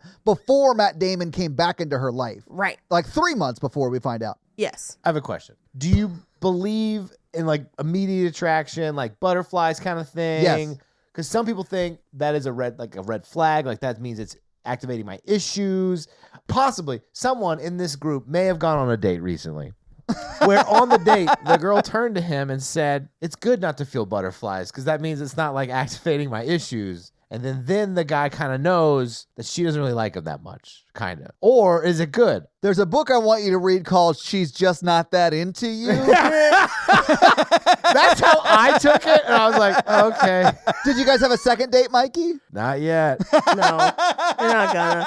I am of the belief that it is neither good nor bad, but because it is neither good nor bad, it should not be the barometer for the relationship. I'm going to tell you right now, she's the best sex he's ever had because a woman who will destroy your cell phone the second time you meet her for no reason at all, Is- definitely someone who no, will have for good sex sure. with you. Yeah, yeah. Absolutely. But what I would say is, if you put all of your eggs in the initial attraction basket, that's not a real indicator of who that person is or what that relationship is going to be like long term. But similarly, if you go out with someone and you're like, yeah, there's just not really a spark or chemistry there, maybe you could build one, but maybe not. And do you waste the time? Because maybe it's just not there. But I don't believe in love at first sight. I think that is complete and utter bullshit. No, I mean, I think lust at first sight is a more correct version of that, right? Like, because you don't know someone enough to love them at that point. I think they have a combination of lust at first sight and like really compatible witty banter, which is something that's not talked about a lot. Yeah. That's also pretty rare. Yeah. Getting them both, that's like 2 out of the 3. What's the third one? All you need is an emotional connection. There you go. Yeah, and here's the thing. It's like the first time I saw Jake, I was like, yes. I mean, Paige, same. When I first saw Jake. Yeah, for sure. But then at the same time, it was like, well, okay, but like if we don't get along, it doesn't matter. Yes. Oh, no. Yeah, absolutely. But then when like on our first date, we just instantly got along and it was so easy to talk and we had a great time. Yeah, gotcha. Yeah, we met my parents that day. Like that, at that point, it's like, okay, this is more than just that first intro jitters. This is like, I actually like hanging out with this person. Yeah, especially if it all happens within like that 2 to 6, like you're like, wow, this person's really attractive and like, wow, I feel it. Yeah. And then there's like, oh, the witty banter's good. Then you have like an amazing, like, yo, my parents killed of an overdose and he took me to DC. And they're like, and it's like the slot machine. Your ringing, relationship like, has reached a new level. Yeah, I mean, like, I am of the belief in this movie they never reach love, ever. They have not had enough time. Paige, please. You're only saying that because in the total of their relationship, they've been together 8 minutes. Rude. I don't think they have collectively 24 hours between them. They fully have not. I made a joke when I said 8 minutes, but it has not been 24 hours. This is the part of the movie that they should have really expanded. When he finds her and they spend the night, they should have had a lot of conversation, like kind of like more of just a few more scenes implying that they like talked all night and really connected and like saying stuff like, I've never talked with somebody who got me, but shit like at least throw it in so like the third act can be somewhat believable. Yeah, Mikey, I do think what this romantic comedy action movie we watch needs is more romance. Yes. Yeah. Well, I mean, I love the movie, but like when he goes to interrupt the wedding and like she's like, you hurt me more than anyone I know. I'm like, he did. So like really nothing you do after that makes any sense at all. Yeah. Well, and think about it this way. Terminator, where they only have known each other for 2 days. You find a way to work in Terminator into every episode, and it's honestly my favorite toxic trait of yours. It's the best sci-fi romance. Fight me. Anyways, so we get tons of scenes of them talking, getting to know each other, doing things together. Making explosives. Like getting pregnant. And like that bonkers relationship makes more sense than the one in this movie to me. Yeah, it absolutely does. Yes. At this point, we're still on board. Like, oh, they met for a whole night. They slept together. He got her coffee. They're talking. Like, okay, this will keep going on for a while. They won't just skip to her getting married. Right. And I do buy that they, like, given the time together, could be a great couple. Like, they do have all of the indicators of being, like, a great couple. Right. And they have a lot of chemistry together, but they don't have any time together. It could have been an even better third act if this other dude just didn't exist at all. Like, 3 years later, a year later, I'm going after her again. She's like, where's she gonna be? That sounds like a horror movie, but yeah, in this context, it makes sense. All romantic comedies are horror movies. I think we've all come to that conclusion. Yeah, you're right. But like, it makes more sense if like he gets back with the Falcon and is like, I'm gonna go after. I need to see her again. I'm gonna do it no matter what. And he's like, oh, fine, take my hat or whatever. And then he takes her and runs. Right. It makes just as much sense doing that than it is to have her being at her wedding. That just makes it, that puts it over a top in the way that is so bonkers. It's a hat on a hat, Mikey. Yeah. It is a hat on a hat. It's crazy. But I also like this next sequence, because like essentially we see Thompson pull him aside and be like, yo. What the fuck, bro? You break up with her, I'm going to break her legs. Yeah. That is essentially, he's like, are you familiar with Tanya Harding? Yeah. She's the second best choreographer. Oh, jeez. And that's why she's going to break her legs. It's because that one guy who's friends with Mustache was like, I'm a secret agent. And nobody was like, are you? Are you though, bro? Are you though, bro? That's like if every week we record, I'd be like, I'm a secret agent. It'd be equally believable. Exactly. I bet someone online thinks you are already. They're like, Mikey, like, pretends to be right wing, but we all know he's a Marxist communist. Well, you may know me as my other name, Q, from the deep state. No! He's been revealed. You been fucking a body pillow, bro? Like that guy in that documentary. You mean the actual Q? That documentary is. I love documentaries. One of my favorites. It's I was talking to somebody the other day. I was like, that's what Todd, Mikey, and I do when we're not watching movies, is we just live tweet documentaries at each other. We absolutely do. The big secret of this podcast is that our favorite films are documentaries. Like I've straight up been watching World War II documentaries on Netflix because I've gone through all the new ones. WW2 in color, Mikey. 100%. There's also a really good one called Hitler's Henchmen. I've seen it. I have watched Hitler's Henchmen. Oh, yep. So yes. I love us so fucking much.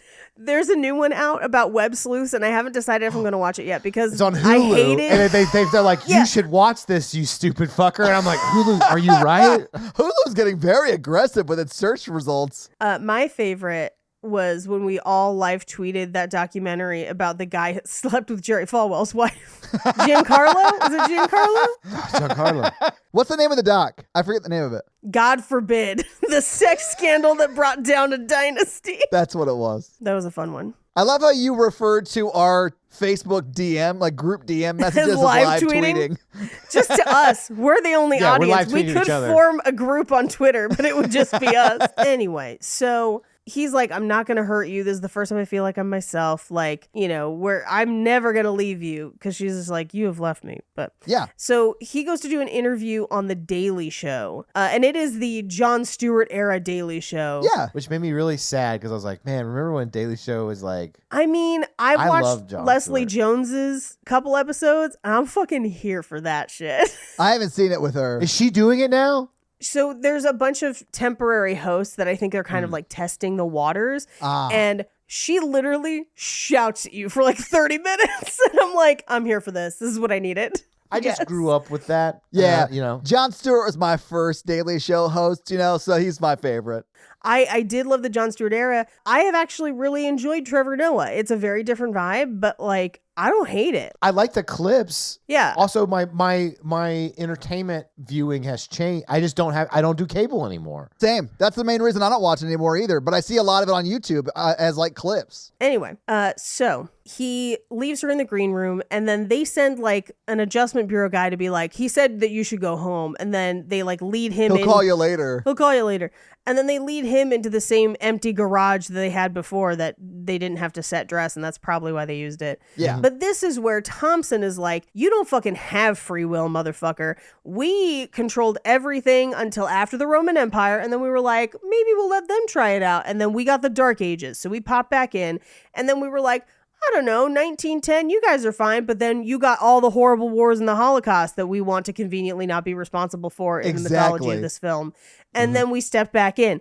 But they said step back in, and I'm like, okay, so a lot of fucked up shit has happened since then, though. Like, even in 2011. That means that they were around for 9/11, and they were like, it's part of the plan. I mean, but Pierce Brosnan made it through that blue door. He just ran right for it. He just ran right through. Robert Peterson had to die.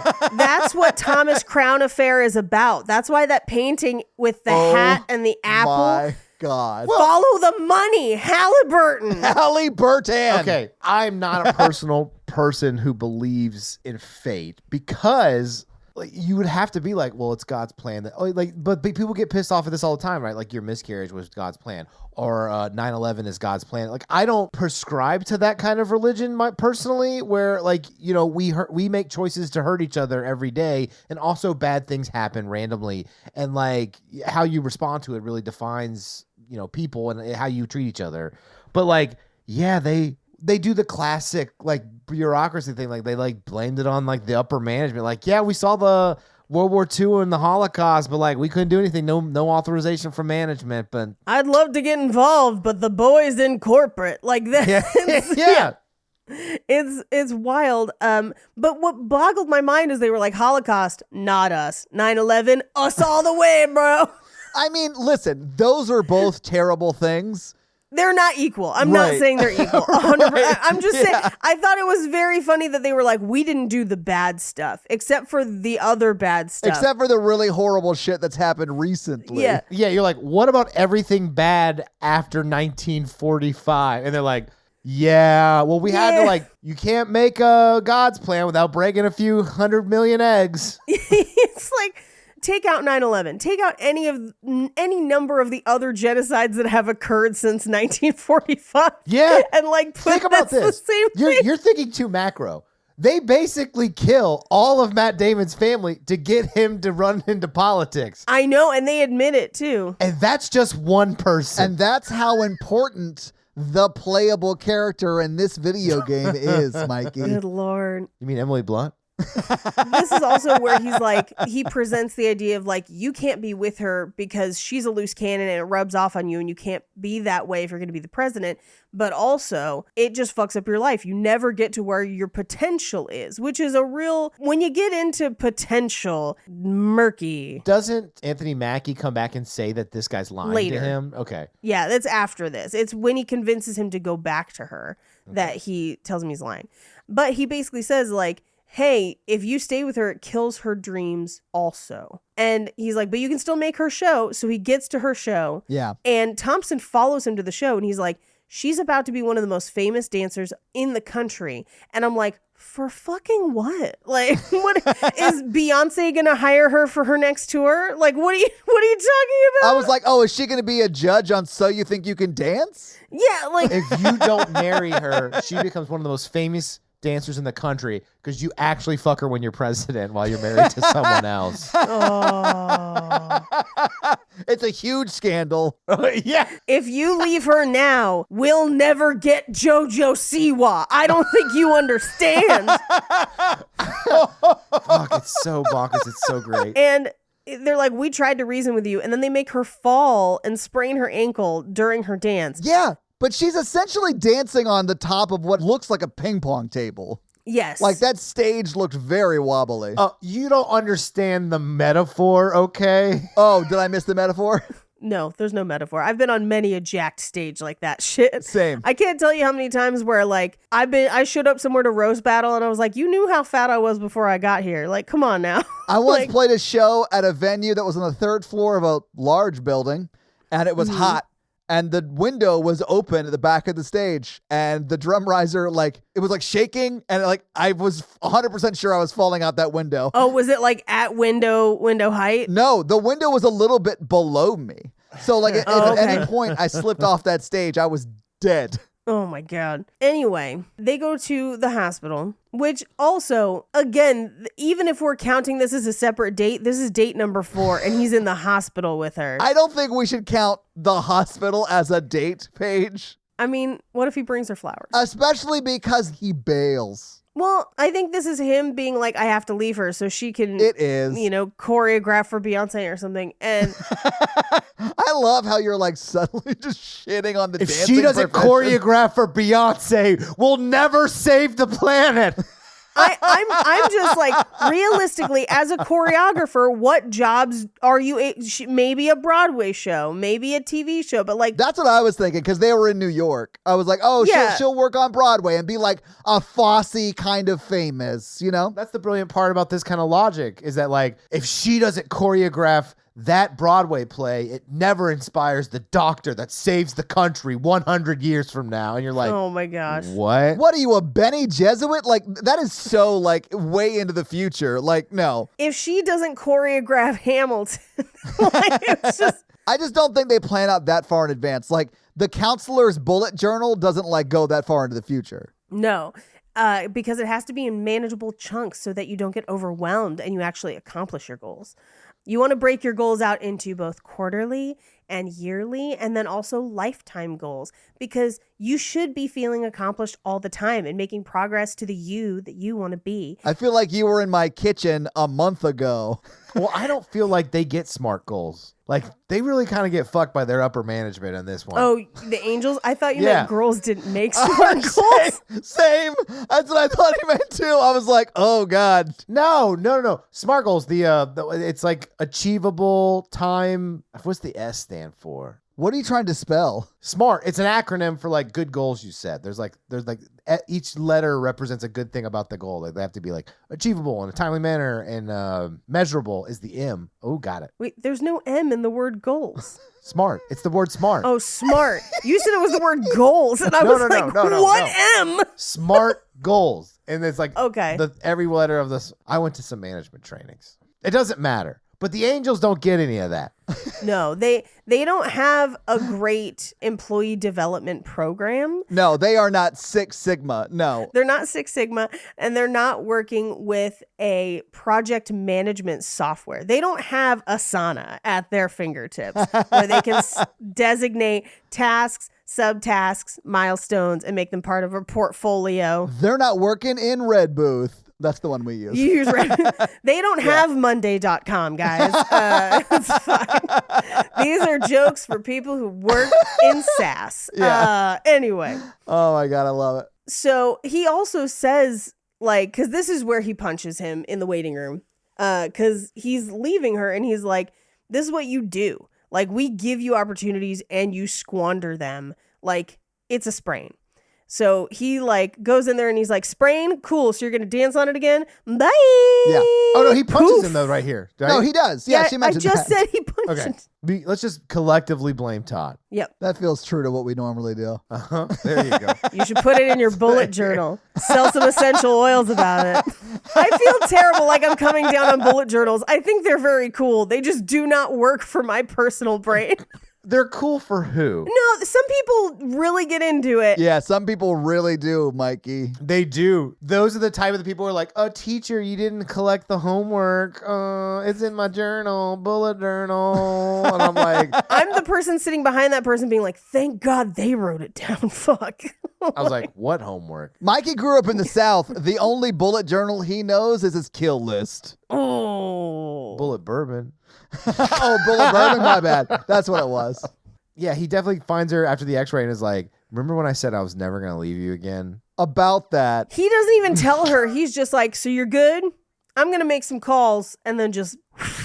Yeah, if I was her, I would be like, yeah, he's running for office. He's going to step into the hallway and make some calls. That makes sense. Right. But he just never comes back, never speaks to her. Yeah. Well, that until, she's about to be unavailable, and then he decides to ruin her life again. Yeah, because he only wants her when she's unavailable. He only Exactly, wants her when there's Paige. obstacles in his way. Yes. Because he's chasing her. And they're chasing him. But who's chasing them? The other ones chase them too, I think. I think I really understand why Mikey loves this movie so much. Like, I feel like Matt Damon's character makes a lot of the same choices Mikey does in his life. I punch people when there's a problem. Yeah. I can tell by your response to that you have not heard anything Paige said in the last 2 minutes. And I know you never will because you don't listen to the You podcast. won't listen.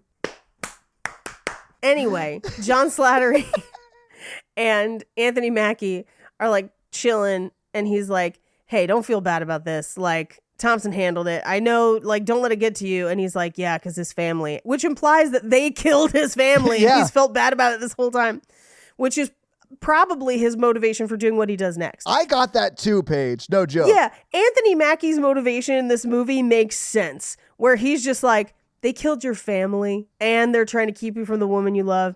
Man, fuck this job. Go run through the doors. Like, that makes sense. He's like, for $15.50 an hour. I murdered Take so my many hat. people. I mean, he is the only likable main character. And I'm not Yes. including Emily Blunt's character because even though she is a, quote, main character, she's in 10 minutes of the movie. She might as well be a cardboard cutout in this film where they just She's drag her standing through the doors. whole time.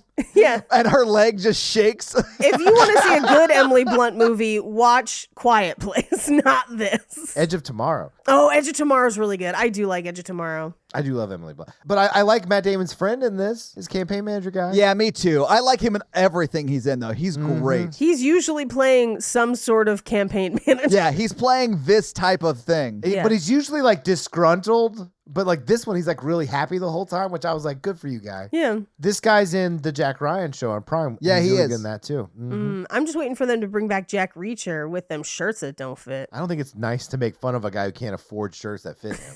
That's because He was falsely imprisoned, Paige. he Wasn't was, that him? And then that was him. Okay. And then every time he walks into a scene, he's just like uncomfortable, and he's like, "That's not gonna fit." And I'm just like, why are we concentrating on his clothes so much? Because they have to justify why he looks like 80 pounds of meat poured into a 30-pound shirt. My favorite part of that show is that they never stop being like, fuck that God, guy's you're huge.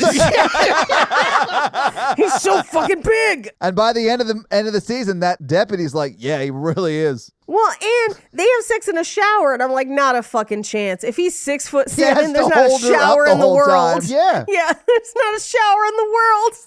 The shower There's from one 365 The shower from days. 365. But that guy is also tall. Michele Morone is also tall. So, like, maybe. I hate that you know the actor's full name. How can I not? I He's hate dating that a for you. Kardashian now. Oh, all of this is terrible. Or was. I feel like the lizard people have not been doing their jobs properly. I am the lizard people of the podcast because I go back in and edit this madness into make sense. Good luck. Anyway, we cut to 11 months later. where he's campaigning, and he's just like Blandy McBlanderson. He's got no joy in it. And he's 16 points ahead. Well, he's a politician, so you have to be like really boring to like, you know. Maybe it's because lizards don't have no medulla oblongata. That's why they're always ornery. Anytime someone references anything from Waterboy, all I hear is when the professor gets hit in the head with the golden football and he goes, "Bring!"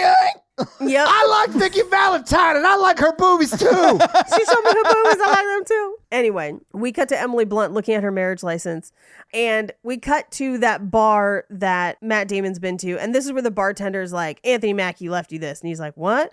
So he goes to meet him at a warehouse, and this is, I shit you not, 25 minutes from the end of the film. Yeah.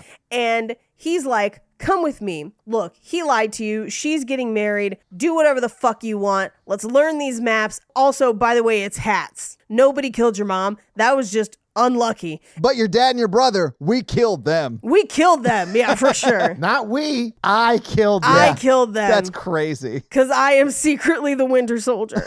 I'm here to make amends." Yes, we have to wear the hats because the chairman is Dr. Seuss. Anyway, so he's like, "Is she happy?" And he's like, "I've got to try and get her back." And he's like, "I mean, there's no way that could happen. They'll stop you." And he's like, "Show me how to use the doors." And he's like, "All right." So Yeah, he's like, "Fuck it. I quit." I just have in all caps in my notes, "So now we do this?" question marks. And he's like, "You got to turn it clockwise, and then you got to have the hat." And I was like, fuck this movie.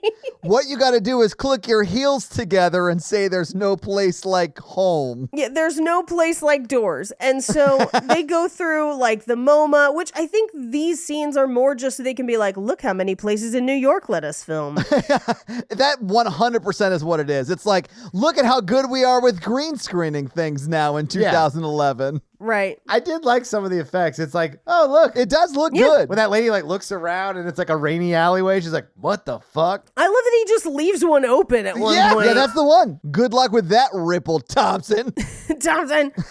So he's like, "You got to learn the doors." So like, okay. And he's like quizzing him, like, "What door, this door, that door?" And he's like, "What if I just ran through the blue door?" And he's like, "They're gonna come out." Like, "Bro, I'm laying out a plan for you." And he's like, "So if it's all hats, what if I just like take somebody's hat? It's going to take him a bit and he won't be able to follow me, right?" And he's just like, "I mean, I guess." And he's like, "Good thinking on your feet, because like we don't improvise." And he's just like, "Aha, yes, and." What if he was like, "What if my Glock, what if I just shoot him in the face and then knock his hat off?" And like, Yeah. Man, that's why you guys are so good. God. I would have loved if the end of this movie turned into Matt Damon just like murdering dudes throughout New York City. I mean, this is kind of Escape from New York, but with lizard people.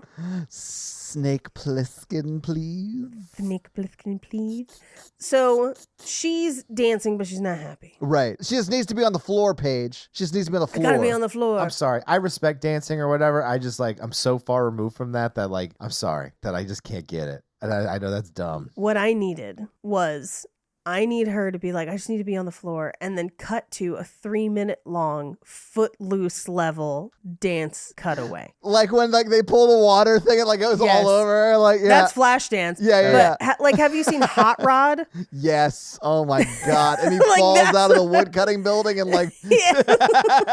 yeah, it's so good. Yes. Or just a 3-minute long pole dance. Okay, now I'm interested. Talk to me more about this. Interpret this. You know what I'm saying? You wouldn't get it, Paige. It's modern. Yeah. Okay. The pole's a metaphor for being tied to fate. Okay. I want a sketch of a guy coming home from a strip club and like trying to play off the strip club as like modern art. That's what I want. You wouldn't get it, hon. It's modern dance. You see, Todd, she's tied to the fate of one, Matt Damon, but two, the lizard people's plan. So she always circles around it. Right. Yeah, right. yeah, It's yeah. a metaphor for desire. And every time he comes into her life and leaves, he like takes a piece of her, which is why she takes her clothing off every time in Right. stages. Yeah. We put money on the stage because we're patrons of the arts. Well, no, I mean, Yes. clearly the making it rain. I mean, it's happening right now in the movie. It's raining as he's running through it. Those artists don't get paid. They are performing. We have to tip This them. is their passion. Yeah. Like, if there were no customers, they'd still be here doing this. Yeah. I don't think that's true. No, that is what Cinnamon told me, and I believe her. Well, Cinnamon works the day shift for a reason. Because she's the best rib cook they have, Paige. If a strip club had if somebody has like a good, and I mean good barbecue strip club, I am in. For the record, I hate strip clubs. I feel so uncomfortable there. Do you want a private dance? No, I want No. another rack of ribs. Keep your rack under wraps. That's on the list of things I don't want to eat around beautiful women. You know, like ribs, wings. Mikey, I hate to tell you this. None of them like you anyway. They're at I work. know, but like if I pay for a lap dance and then they get off me and I've transferred barbecue sauce off my shirt onto their body. I don't feel bad. That's hilarious. It's actually that they like get it off your face by like rubbing their like. Is this Carolina style? Oh, it burns my snatch. Okay, we got to move on. This is a very weird wet nap. We've got Gotta move on. gentlemen. Remember to sign up for your wet nap dances after rib night. Coming to the stage, Burnt Ends. I hate this barbecue themed strip club so much. Give it up for Brisket.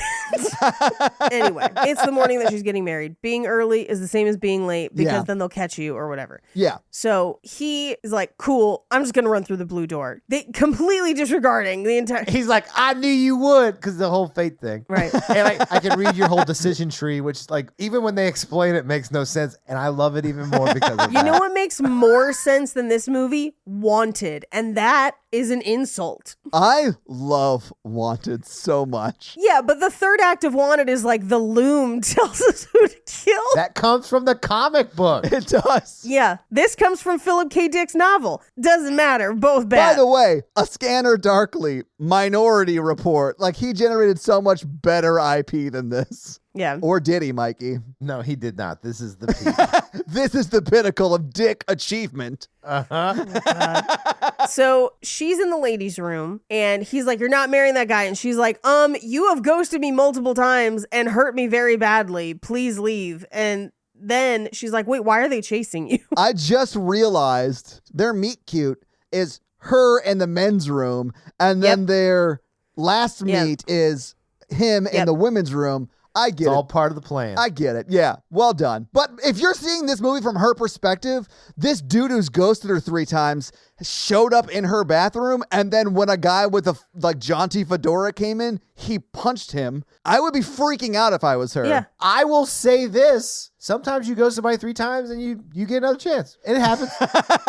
Mikey, has that ever happened to you? I won't confirm or deny. That's a bad plan. That's someone who is not respecting themselves and not looking inward to see that they deserve more than that. I'm the kind of person that, like, if you want to be with me in the first place, there's something wrong with you in my mind. So, like, if you want to take me back, ugh. Paige, I've changed. Oh, wow. No. Even if you have, I don't need to find out. My brother was killed by a truck. It works, Mikey. It works. Anyway, she agrees to go with him through a door. And this is where they go through like Yankee Stadium, the Statue of Liberty. And she's just like A bunch of places, right? She runs so good in heels. yes, multiple times in this movie. Well, she's a dancer, right? Yeah. That's true. So he, at one point when they get to the Statue of Liberty, she's like, what the fuck is going on? He's like, look. This is like our 4th door. Are you just now getting it? It's like Rick and Morty. Try and keep up. Keep up. It's like Portal. The cake is a lie. I love that game. And he's like, so somebody's controlling us. You can either come with me. I don't know what's going to happen. Or we can go our separate ways. And you're going to be a famous dancer and I'm going to be president. Don't worry about it. It's going to happen. And she's just like, I'll go with you. Fucking why? What? She's like crying too. She's like so happy or whatever. I was like, oh man, this is like, what happened in your life that's making you make this decision, Emily Blunt? Yeah. Well, that guy might be awful. And she might be like, I don't know what this is, but like, I want it out of that. Yeah, I don't think she loves the choreographer boyfriend or fiance. Choreographer? Yeah. Also, if I get taken through 3 portals, I'm going to keep going. But what if one of them turns you into the Fly? See, the problem I have with Monsters Incorporated is like, what if I can't find the door home? And then am I like in a sliders situation? Okay. Counterpoint, I want to be in a slider situation. I do think the 3 of us and John Rhys Davies, Of course. should do a Sliders remake. I just want, if I could have a genie, one of my wishes would be like, I need to take Paige and Todd with me and John Rhys Davis. We got to go to Sliders. Bring Jake for Paige, but like everybody else, no. There'll be different versions of Jake in each portal. Oh, I'm here for that. And every time we have to make Jake and Paige fall in love. Well, sometimes they'll be like evil version of Jake. And be like, you can't be loving this one. You two be like, we had to leave our significant others because of a slider situation. How'd this happen? I'm like, I don't know. It's the Outlander paradox. Now you get to fuck everyone you want. That's true. That's true. Or you can still fuck. It's like a different person with the same body. I mean, that's not the same. Like the mind is the more important part. Anyway, so there's 10 minutes left in this movie. And like, come with me or don't. And she doesn't be like, you left me at a hospital. Bye. Yeah. Like, instead, she goes with him. They run through that office building. Everyone chases them. They get to the roof. They're trapped on the roof because they basically have like changed the doors or whatever.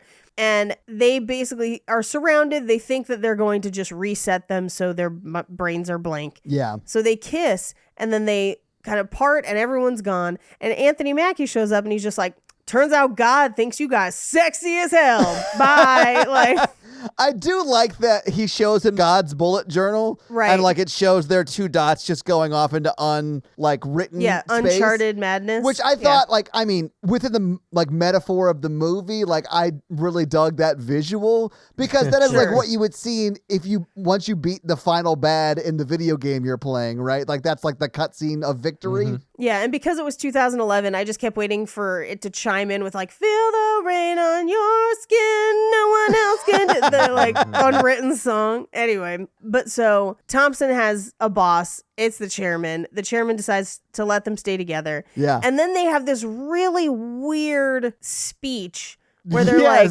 everyone's met the chairman. They don't know when it happens, but this is a test. It's all a test. You only deserve free will if you're willing to fight for it. It's so crazy. Like, it rambles and it makes next to no sense. Just wraps it up in a nice bow. It very much is we really didn't do a good job with the end of the movie, but we're going to keep talking and like saying things in like an agreeing type tone. So you like nod along with us and feel like you're a part of this and you enjoy the experience. But like the whole time you're like, what the fuck are you saying? But you're only nodding because you're like, wait, what? How can you fight if they're telling me I can't do that? Yeah, you only have free will if you fight for it, Mikey. But like, if you don't have free will, you cannot choose to fight for it. And if they don't reveal themselves, you don't even know that you can fight for it. Exactly. Like, it is a Sisyphean task. Anyway, he gives him his hat back. And that's the movie. So having seen the movie, having talked about the movie, what did you guys think about The Adjustment Bureau? Perfect. I prefer Monsters, Inc. This is like Monsters, Inc. and The Matrix had a baby, and I'm sort of here for it. But I understand, like, if you're not specifically a white man, why you do not like this movie or like love video games, because it very much feels like you're watching a video game. Yeah, I want you to love it because this isn't just a movie. This is a movie that they spent millions of dollars. Oh, we're going to get to that, Mikey. I can't wait to tell you some stuff. Yeah. And they hired expensive actors and they like really went hard on this script and this plot.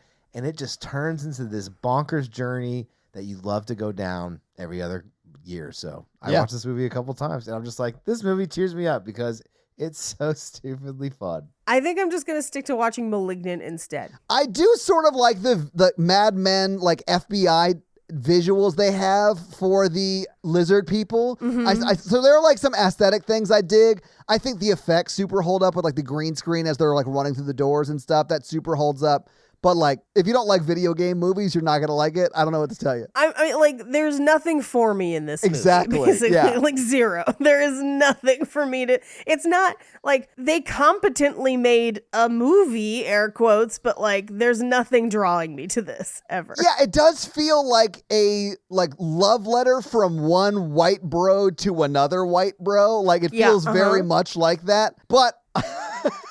sort of fun and wild. It's so weird. Like the script to this is wild to me. I don't know what the original short story is about. I suspect it's not about this. No, I mean, I don't know that it has the love story in it, but it's called The Adjustment Team. Do you want to get into fun facts? Because I'm sure that's one of your fun facts. Well, hit us with your fun facts. Lizard people, Fun facts. Oh, I just mean it's definitely not The Adjustment Team in a romantic comedy. Yeah, I don't think so. Well, this is also not a comedy by any stretch, and it's barely a romance. Like, I know it's listed as sci-fi romance, and you were like, no, it's definitely a romance. And I'm going to say to you, it's a sci-fi movie. It's as much a romance as like Angus, sure. But like, that's not a high bar. Yeah. Anyway, in his speech at the 2011 White House Correspondents' Dinner, sitting president at the time, Barack Obama, responded to a comment from Matt Damon, who had said that he was disappointed in Obama's performance. He responded by saying, well, Matt, I just saw The Adjustment Bureau and... Oh, no. I love that. That's a good joke. He was always great at the White House Correspondents' Dinners. Yeah, Always he a blast. was. So the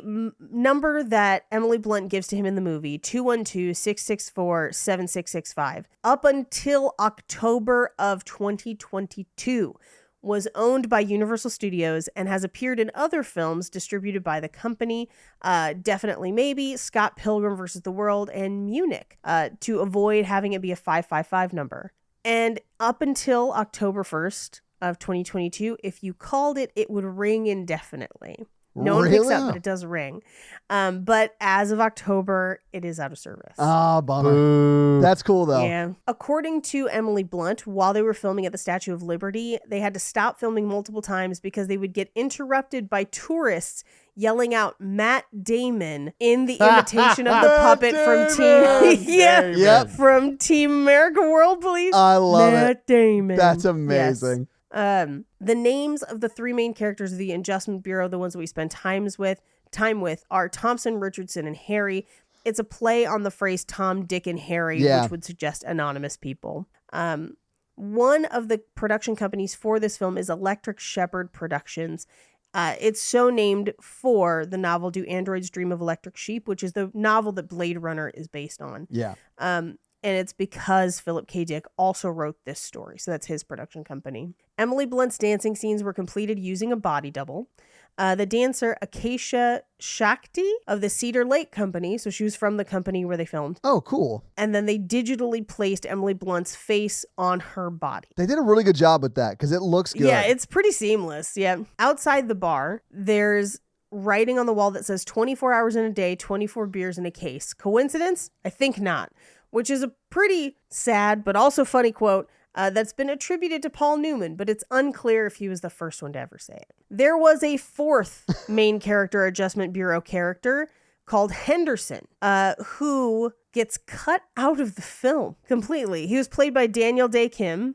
They're cutting out all the people of color? Yeah. My boy from Lost. Yeah, apparently his role was he worked with Richardson, which was John Slattery, and would be like, oh, do you need help doing whatever? And he was kind of like this sarcastic guy, but the scenes and the character get cut entirely from the film. So much so that sometimes it's a 2-shot of John Slattery like talking to somebody and they just like cut it so that you only see him.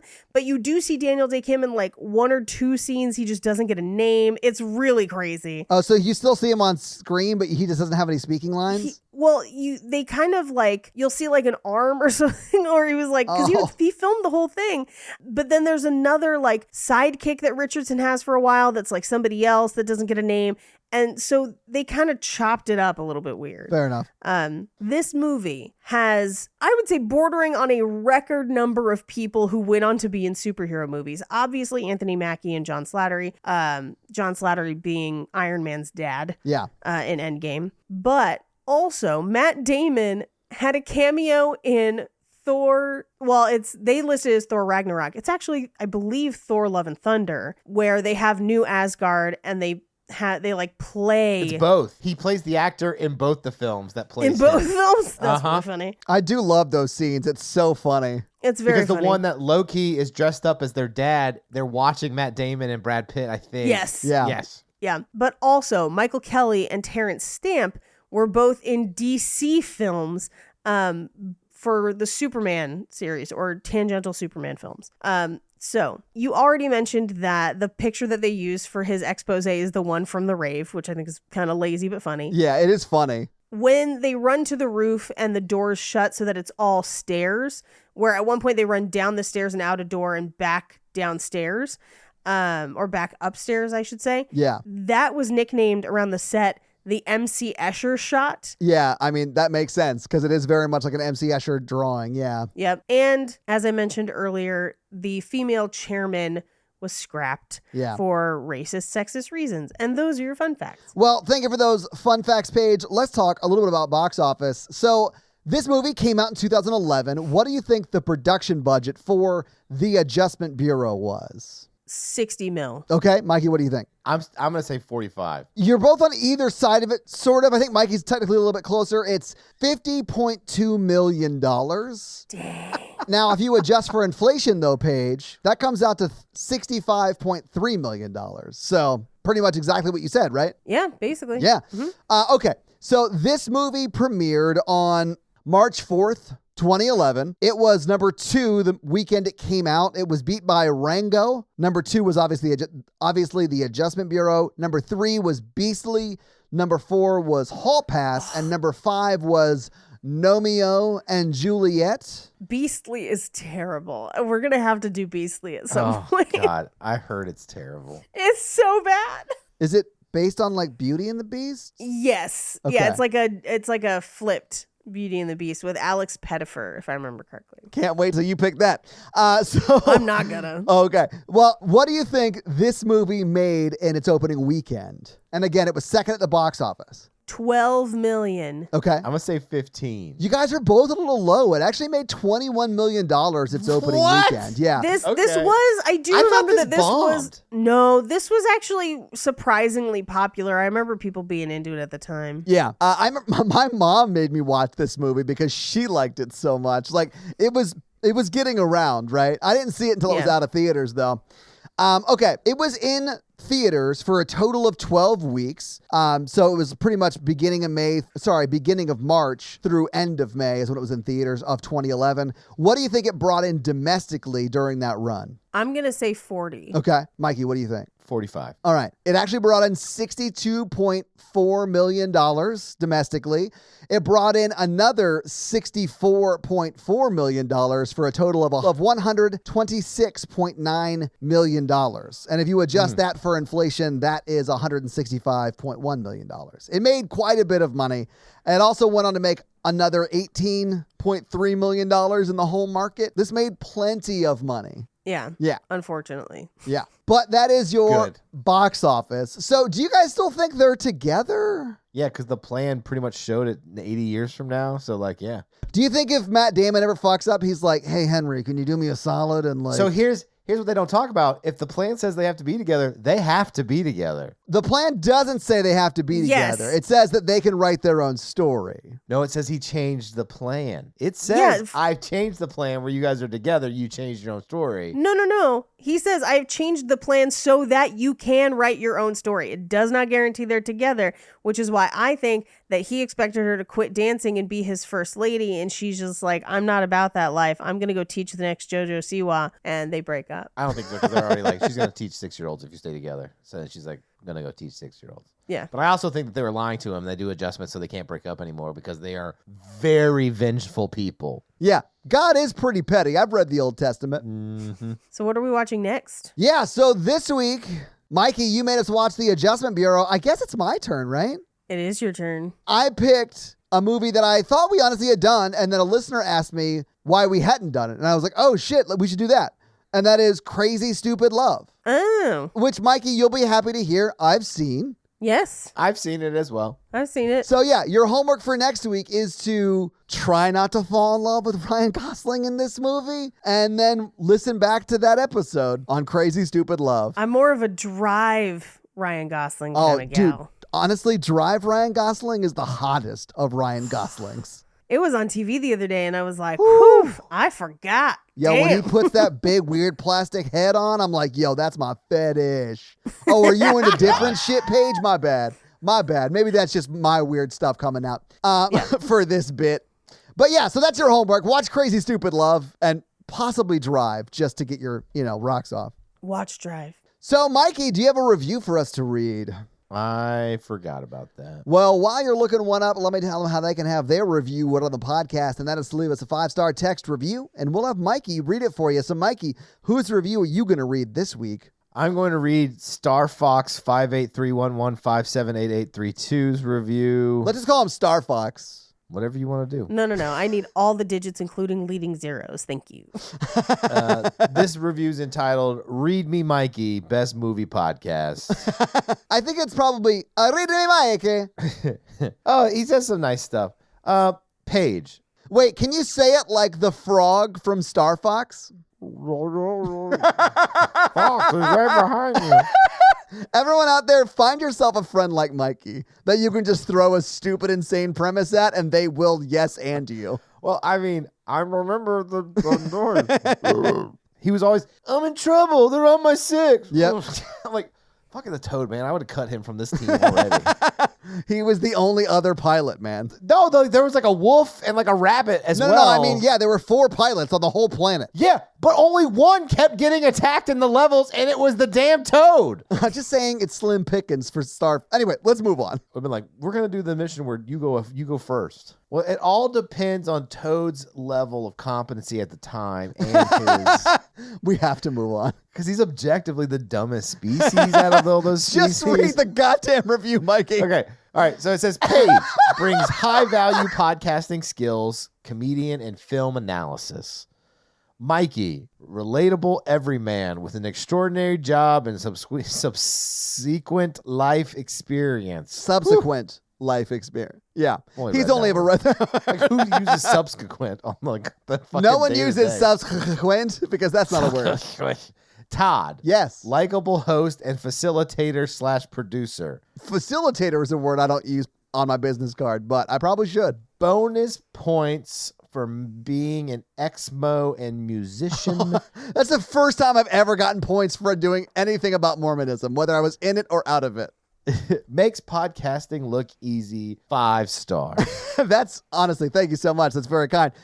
Star Fox, and just because Paige is a completionist, Star Fox 58311378832. Thank you so much for that awesome 5-star review. And if you want to have Mikey read your review, leave us a 5-star review. So, yeah, guys, if you like this power throuple that we have here on this podcast, make sure to check out our other podcast, The Horror Virgin. And that is the only other podcast that Mikey and I are on. But Paige gets around, and she is on 2 other podcasts, Black Card Rehab, and Cult Podcast. So guys, definitely check out those because they're amazing. If you want to follow us on social, we are at Romancing the Pod Show. Yes. On Instagram, and we are at something else on Twitter who I just have never taken the time to learn It's just Romancing Pod Show because they have a character limit and it's show SHO like Showtime. So guys, check that out as well. And if you want to follow us all individually, Paige is at Rampage Wesley everywhere, including TikTok, except for Twitter, where she is at Paige Wesley. Mikey is at MRandolph24, and I am at Todd J. Awesome everywhere. And guys, we got a P.O. box. So if you want to send us some love letters or whatever you might send to a P.O. box, it's actually not a P.O. box. It's like a regular street address. It's pretty awesome. It's 6688 Nolensville Road, number 108-34, Brentwood, Tennessee 37027. So send us some stuff. Yeah. That's going to be it for us, you guys. I'm Paige. I'm Mikey. And I'm Todd. And you complete us. I'm the main character. That's what this movie is, Paige. I'm going to adjust you. What are you, a chiropractor? That's a threat. Emily Blunt didn't have a choice, Paige. I know. I don't like it. Bye. This movie's insane, nerds. Technically, no one had a choice. No.